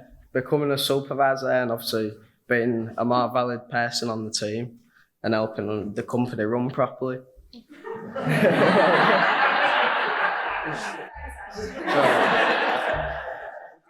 you recommend an apprenticeship? Yeah, I'd recommend doing it because you get the on-job experience and you also get to come into college and get all your grades, which is needed.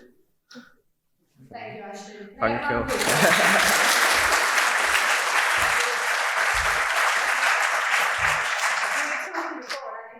Easy for the both of us if there'd just been a pork leg in front of us. Down. So that's really out of comfort zone, so thank you. So Ashton sort of touched on it briefly, but the Apprentice offers so many benefits to us. You know, Ashton is someone we're hoping to look towards for the future for management positions, you know, which is crucial to the sustainability of our business. You know, people are our most valuable resource. Okay, yes, we very benefited by the fact we do have large capital, but without the right people running it, you can quickly run it to the ground. So it's really important that we do have these sort of local people coming through who understand the area, understand the business, because ultimately that is what Cranswick is. We are whole, born and bred, and we will continue to be that into the future. So it's not just about Butchery. We are a very large company with a very varied sort of team. So we also offer apprentices in engineering, warehouse, advanced food operator. So this can go from level 2 all the way up to graduate level apprentices. So that's not just with Bishop Burton. We use a number of suppliers for that, but obviously Bishop Burton is our favourite. So going back to Bishop Burton, we don't just deal with Cranswick. You know, Cranswick are one of our main providers. We do offer apprenticeships right across the board. So we deal with, currently we're dealing with 15 independent butcher shops within the Yorkshire and Humberside area. We do with another company, large company as well, which is nationwide. And we're actually interviewing now for apprentice in Harrods in London. So we do offer a wide range of apprenticeships, you know, on the butcher. We're not just stuck to this area. We do nationwide. Okay. Thank you very much.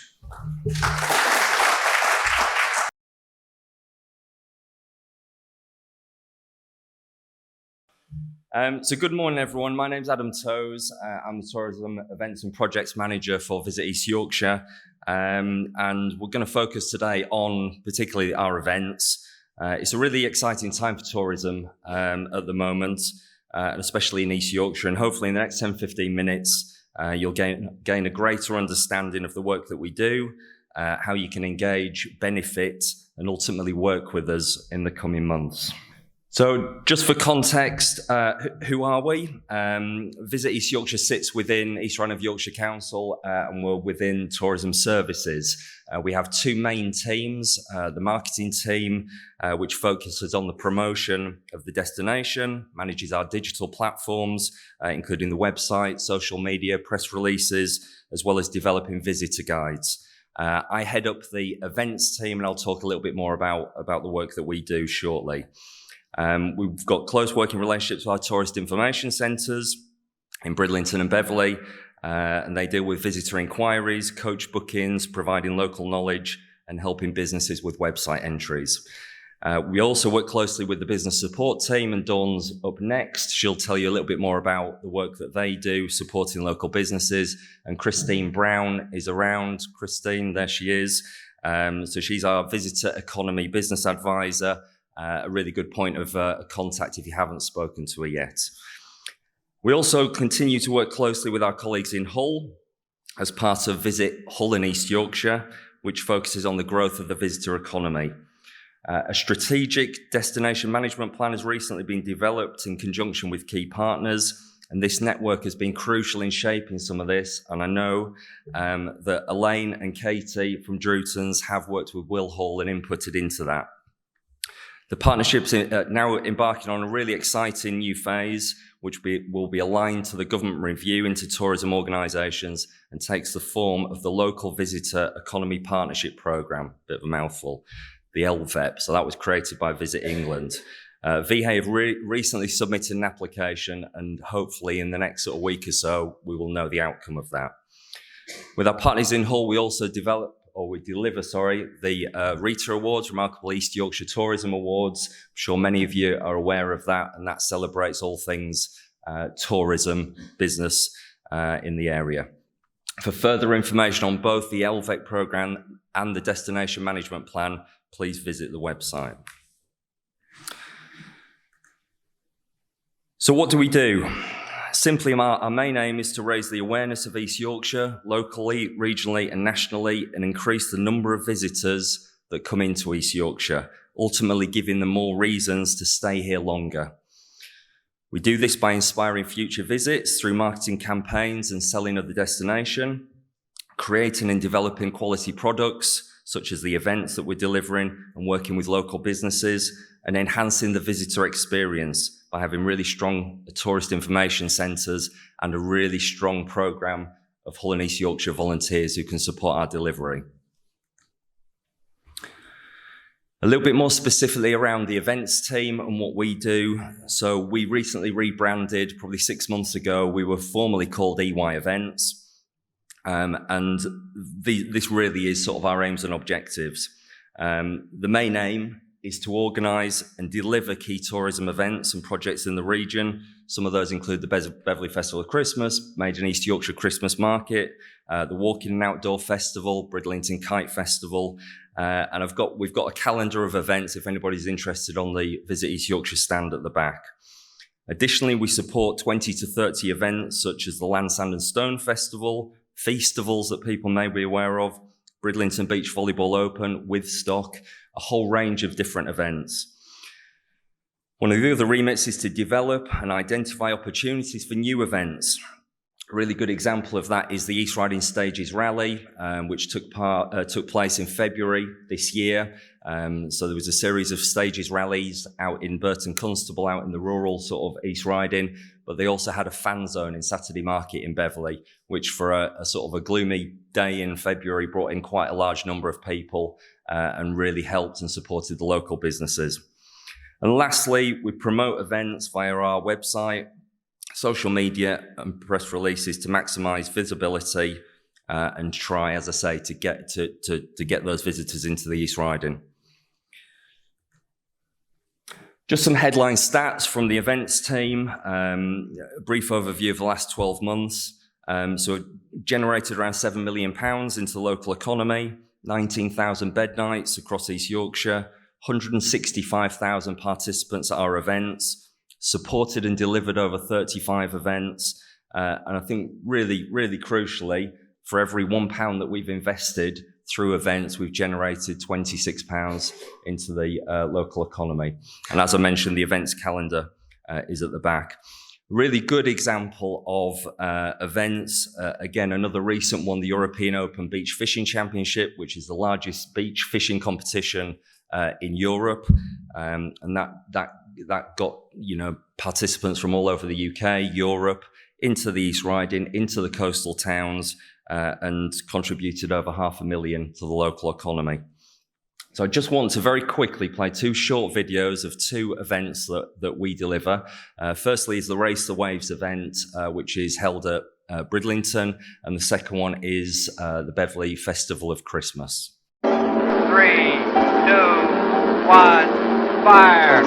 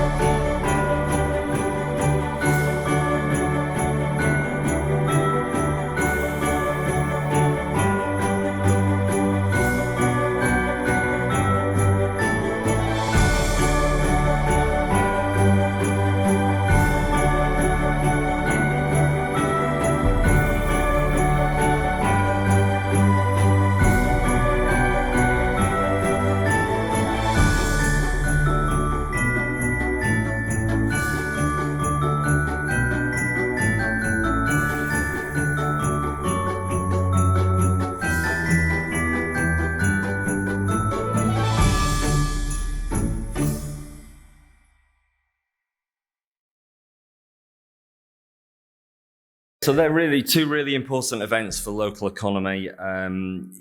Celebrating local trade, celebrating local businesses, certainly the Beverley Festival of Christmas and the subsequent Made in East Yorkshire market, the smaller market, which we run prior to Beverley Festival of Christmas. And actually Race the Waves is coming up again this month in Bridlington, if anybody's free, 22nd, 23rd of April. It's a real spectacle. It's a really good one. Just very quickly, one of the events that I certainly think that partners around the room and stakeholders here can get involved in is the Walk in East Yorkshire Festival. And this is really about celebrating local businesses. Hayley Topley, my colleague, is in the room. Hayley, stick your hand up, little wave. And I know that there's various walks from local venues. And what we try to do is incorporate some walks and some activities in sort of, lesser known parts of East Yorkshire. And it celebrates 2 weeks of outdoors and walking in September. So if anybody's got an interest in getting involved or having a walk or having an activity from their business or venue, please speak to Hayley. I hope everybody can see that. That's a fairly small slide. So I think the most important question now is how can you get involved with some of this stuff? Obviously, I've covered what we do and who we are. So here are some of the things that I think you can get involved in. Firstly, you could take part in some of those events as a stallholder, as a trader at Bridlington Kite Festival, at Race the Waves. We talked about the Walking Festival, Festival of Christmas, and certainly the Made in East Yorkshire Christmas Market, which is in early December.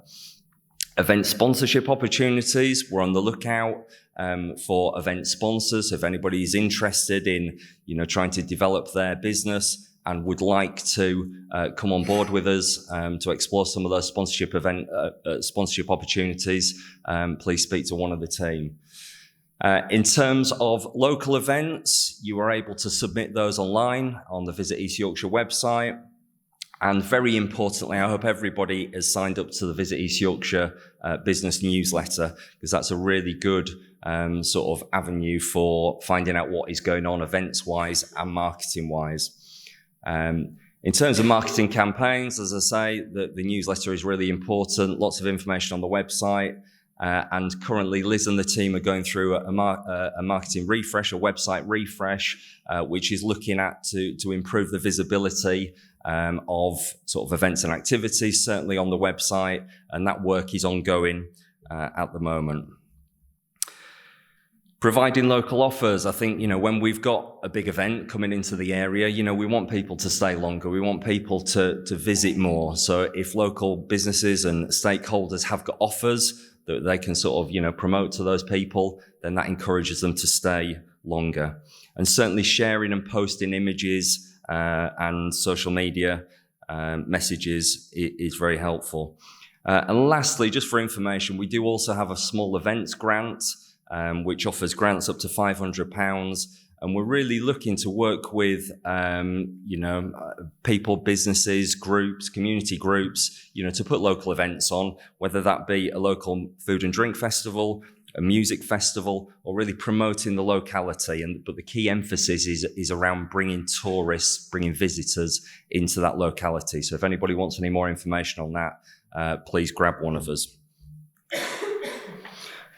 So last slide, really, our key aims for the next 12 months is all about attracting new and more visitors to East Yorkshire, and by delivering, supporting and promoting events with a view to people staying longer.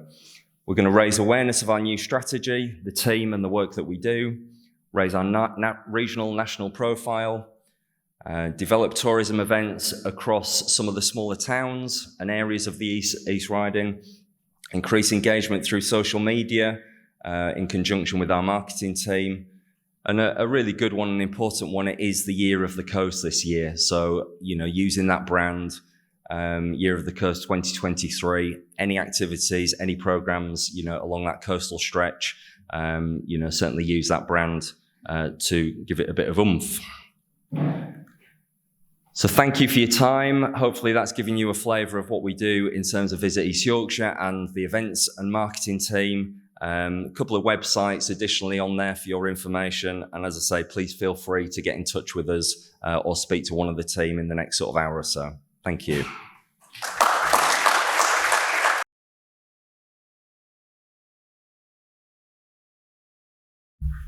Good morning, everybody. My name is Dawn Hall. I'm the Business Support Services Manager of the East Riding of Yorkshire Council. We're part of the Business Investment Tourism team, of which you've just heard from Adam, but also the investment team as well at the East Riding of Yorkshire Council. Our motto or our logo now is Invest East Yorkshire, which has been mentioned a few times today already. I'm here along with my colleague Christine, as Adam's already mentioned. A lot of you may know us from various individual schemes. Growth Hub has been mentioned, Supply Chain Network, ICT for Growth. Collectively, over the last 20 years or more, the business support team within the council has worked on a number of different projects. And what's tended to happen to some extent is our identity has been lost a little bit with regard to what that is. However, what we are here for and what our team is here for is to take care of business and help support business growth.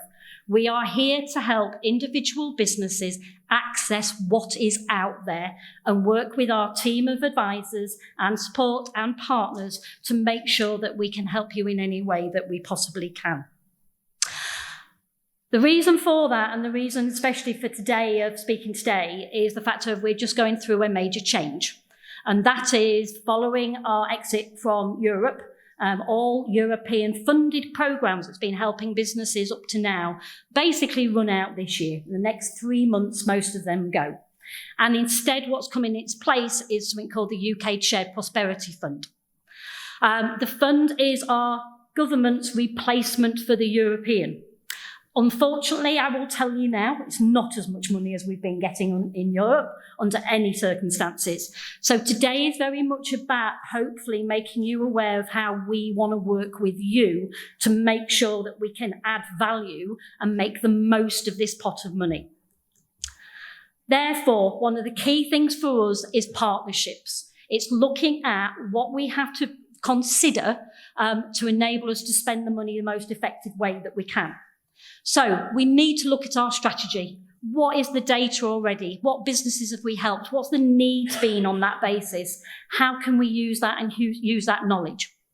Look at what government is still wanting us to do, and I'll go back into that in a little bit in a moment, with regard to what are our key priorities. We've got to look at our sectors, food and drink, tourism, major sectors for this area. We live by market towns. We're not a big united area. Literally, we're a rural area, and we have to take that into consideration. So partners are really, really important to us. Partners, whether that be specialist consultants, whether that be membership groups, whether that other departments within the council, we can only develop this and use the best way of using this funding is by working with partners and looking at not just what our businesses say individually, but strategically how we can actually make the most of that. For that reason, we set a number of priorities. We had 18 to choose from the government, very nicely, and we had to pick the key ones that we felt were important to this region as part of the Levelling Up agenda. Our key one is supporting businesses at all stages. We work with businesses, we work with individuals who are just considering starting in business, looking at the basics, but all the way through to growth businesses and large organisations. Open markets improvements to our town centre retail are important to us. And some of you may have accessed in the past our Love Your High Street programme, which again is part of the team. We want to do more of that and ensure we continue on that. We want to ensure the visitor economy is looked at. That's key for our rural businesses. We've talked a lot today already, and I've spoken to a lot of people with regard to the issues that causes when you're being more of a rural business. Investment in research and development. Innovation takes us forward. And again, it's been mentioned already. Innovation is about how do we commercialise those ideas? What do we do further with them? But also our local social economy.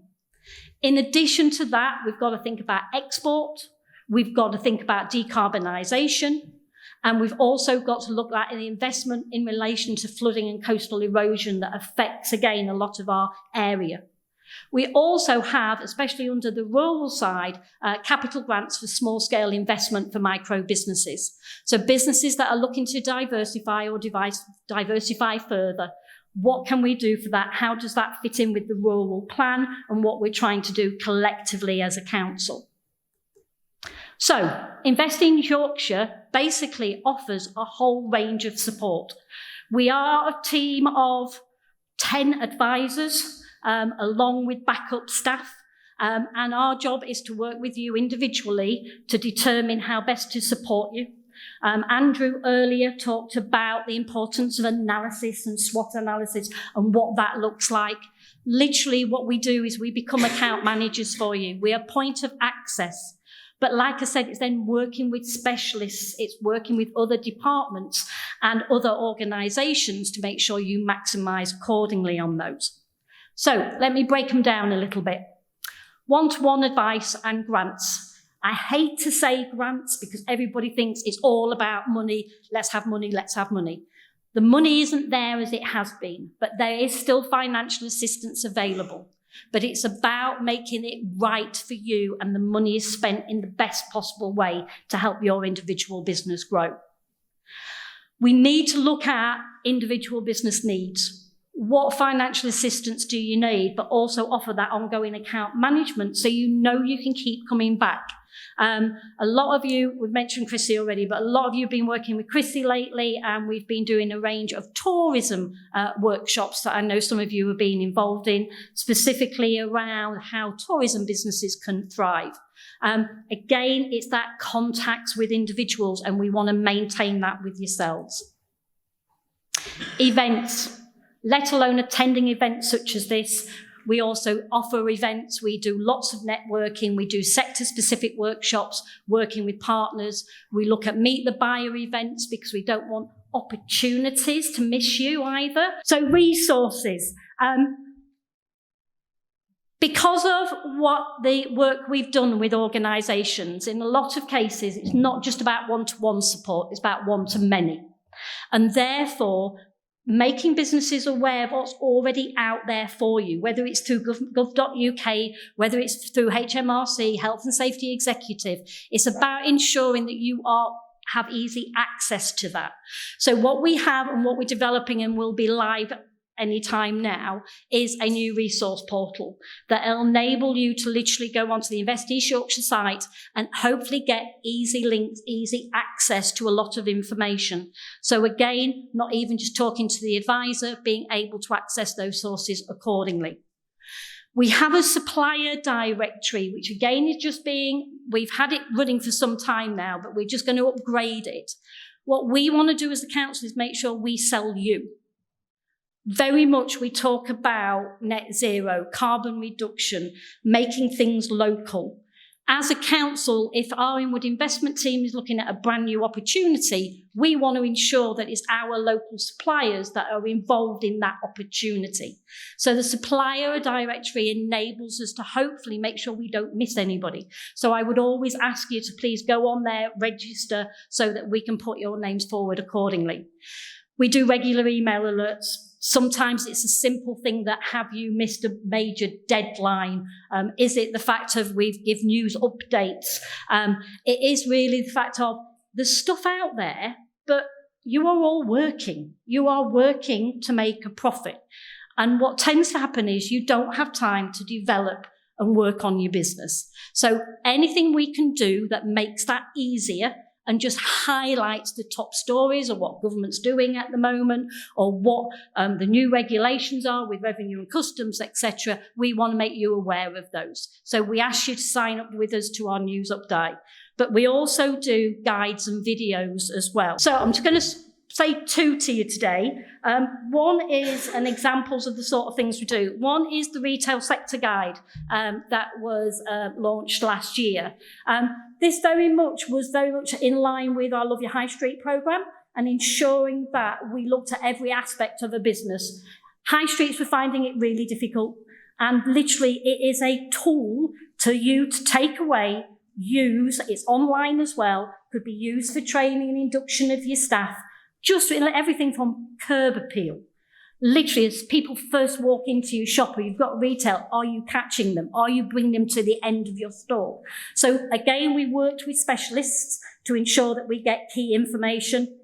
What I would say is it's very simple. It's just little nuggets of information to enable you, hopefully, to use it as a tool and an access for you. What we felt was important today, though, and this teaser video has only just come out, is in partnership with our colleagues in North York and York, we're also looking at a food and drink series of videos and workshops. And as part of that, just wanted to show you this video. Our region has a superb food and drink reputation and resources. Yorkshire tea to Harrogate spring water, Nestlé to Michelin-starred restaurants and award-winning farm shops.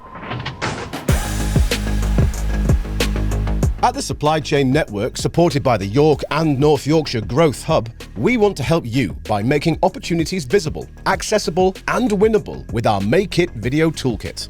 Down-to-earth advice, skills and ideas to help your food or drink business make it to the next level. Ignite and future-proof your business with new markets, processes, products or funding.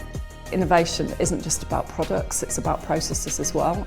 We're not an expert in everything, like no one is. It's always good to go seek advice and maybe speak to those that might have done it before. Rise to the marketing challenge and build your brand. What I didn't understand is quite what it would take to actually take a product to then create a brand and then to then market it to the end user. I hugely underestimated what that challenge would be. Marketing is at the core of any business. It helps you decide what product to produce or what service, who it's going to be for, your customers. Embrace the red tape to be safe and compliant. My single piece of advice with respect to food safety is embrace it. Don't fight it. As we continue to grow, we decided to join a food safety certification scheme. The third-party accreditation provides a level of reassurance to customers, particularly large retailers, and has helped us land some of our biggest contracts to date. Deliver the best pitches to win business. The heart of pitching to win really focuses on three core elements, and that's preparation, presentation and performance.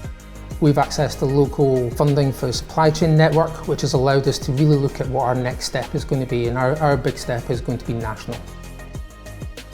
All the essential ingredients, confidence and step-by-step know-how to supercharge your business and maximise your opportunities. Community is key, so building a network of people around you. Don't ever be afraid to ask questions. There's no such thing as a daft question. The help is out there. Work hard and believe in yourself are the main things, because people are quick to criticise, but they're not quick to set up and do what you're trying to do. If you're a small or micro food or drink business, find out how you can make it. Launching 31st of March 2023. Look out for the links on our website and social media and help your business make it to the next level. Scan the QR code or visit thesupplychainnetwork.co.uk to download the videos and help your business make it to the next level. Okay, so I'm pleased to say you're the first people to see that. And the videos will be launched in the next couple of days. I think the key thing for us is going forward, we can only help you if you help us. We need to know what's important to you as a business. We need you to work with the local advisors. We need to work with you as a partnership to enable us to give as much and support and use this money in the most effective way that we can. We can't be everything to everybody, but what we want to do is ensure that somewhere along the line, we can support you in as many ways as we possibly can. So what we will say is, speak to your local advisor, whoever you're speaking to now. If not, please give us a call, go to our email us or go to any of our websites and you will get all of our information. But the easiest thing is just talk to us. We're not independent. It's not a situation where it's just about us. It's about working in partnership and with specialists that's out there to do the maximum that we can for you.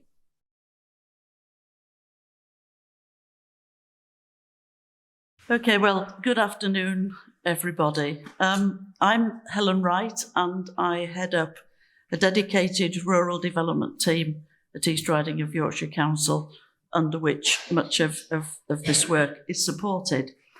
I've got a pleasant task today of sending you all on your way to a delicious lunch, much, of course, local produce. So I'm only going to be extremely brief. But before I go, I just want to make one or two closing remarks, really, that I think are pertinent today and to give some thanks. So the first thing I sort of want to mention is the East Riding of Yorkshire Rural Partnership. Some of you, hopefully many of you, will be aware of that partnership. It's a strong and active partnership. It represents a wide range of interests across all sectors of rural life.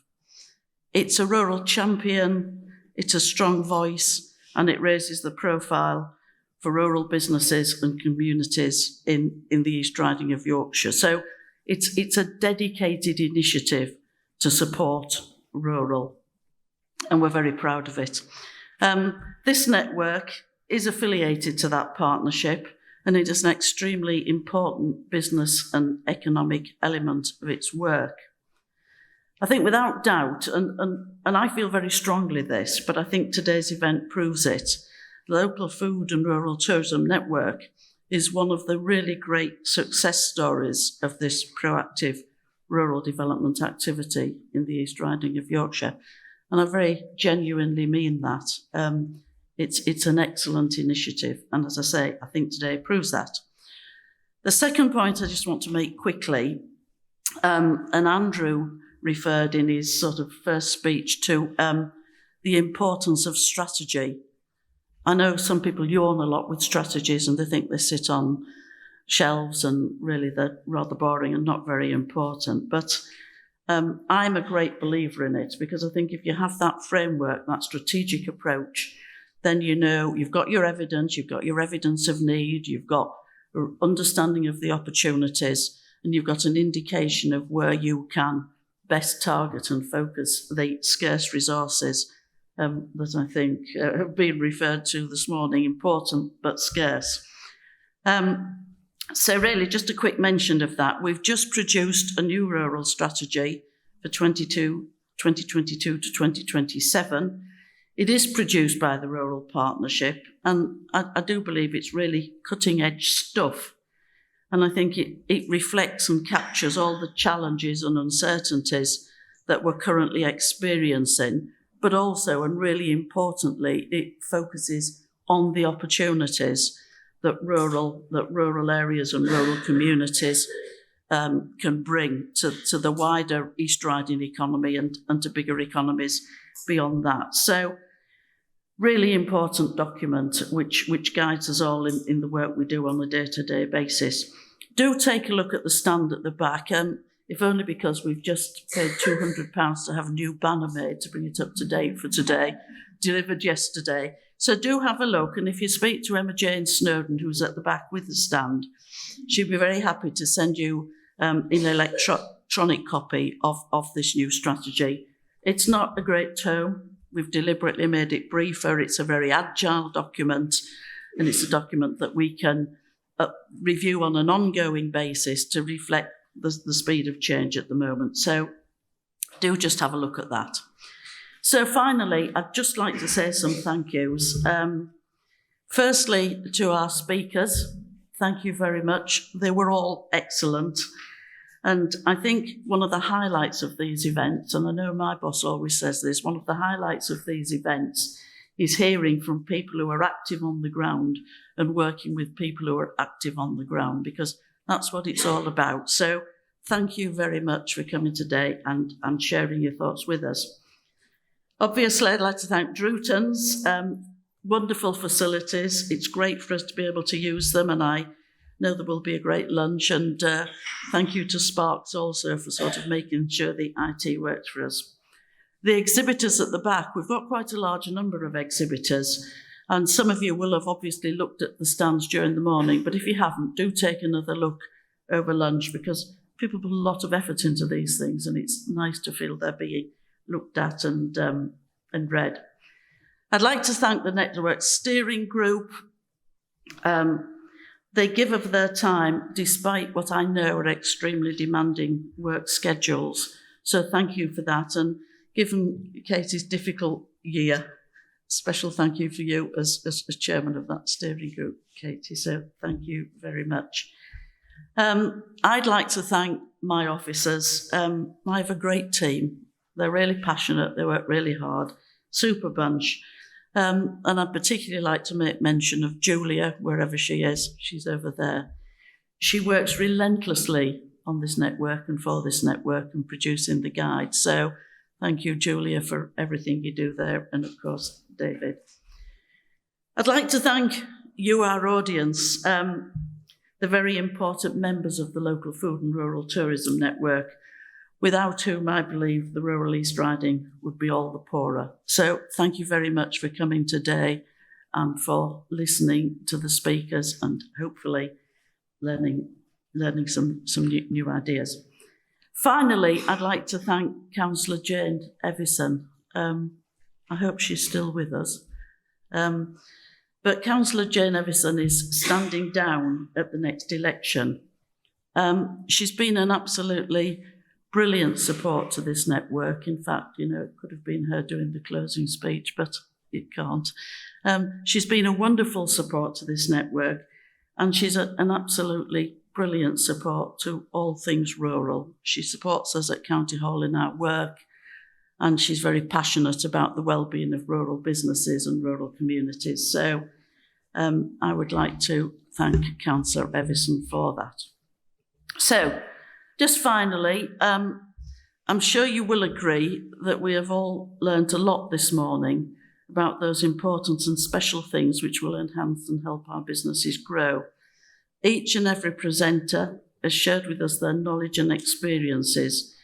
For me, I have found it, and I don't run a business, but I have found it anyway, really informative and fascinating. So I hope you'll all agree it's been a worthwhile morning.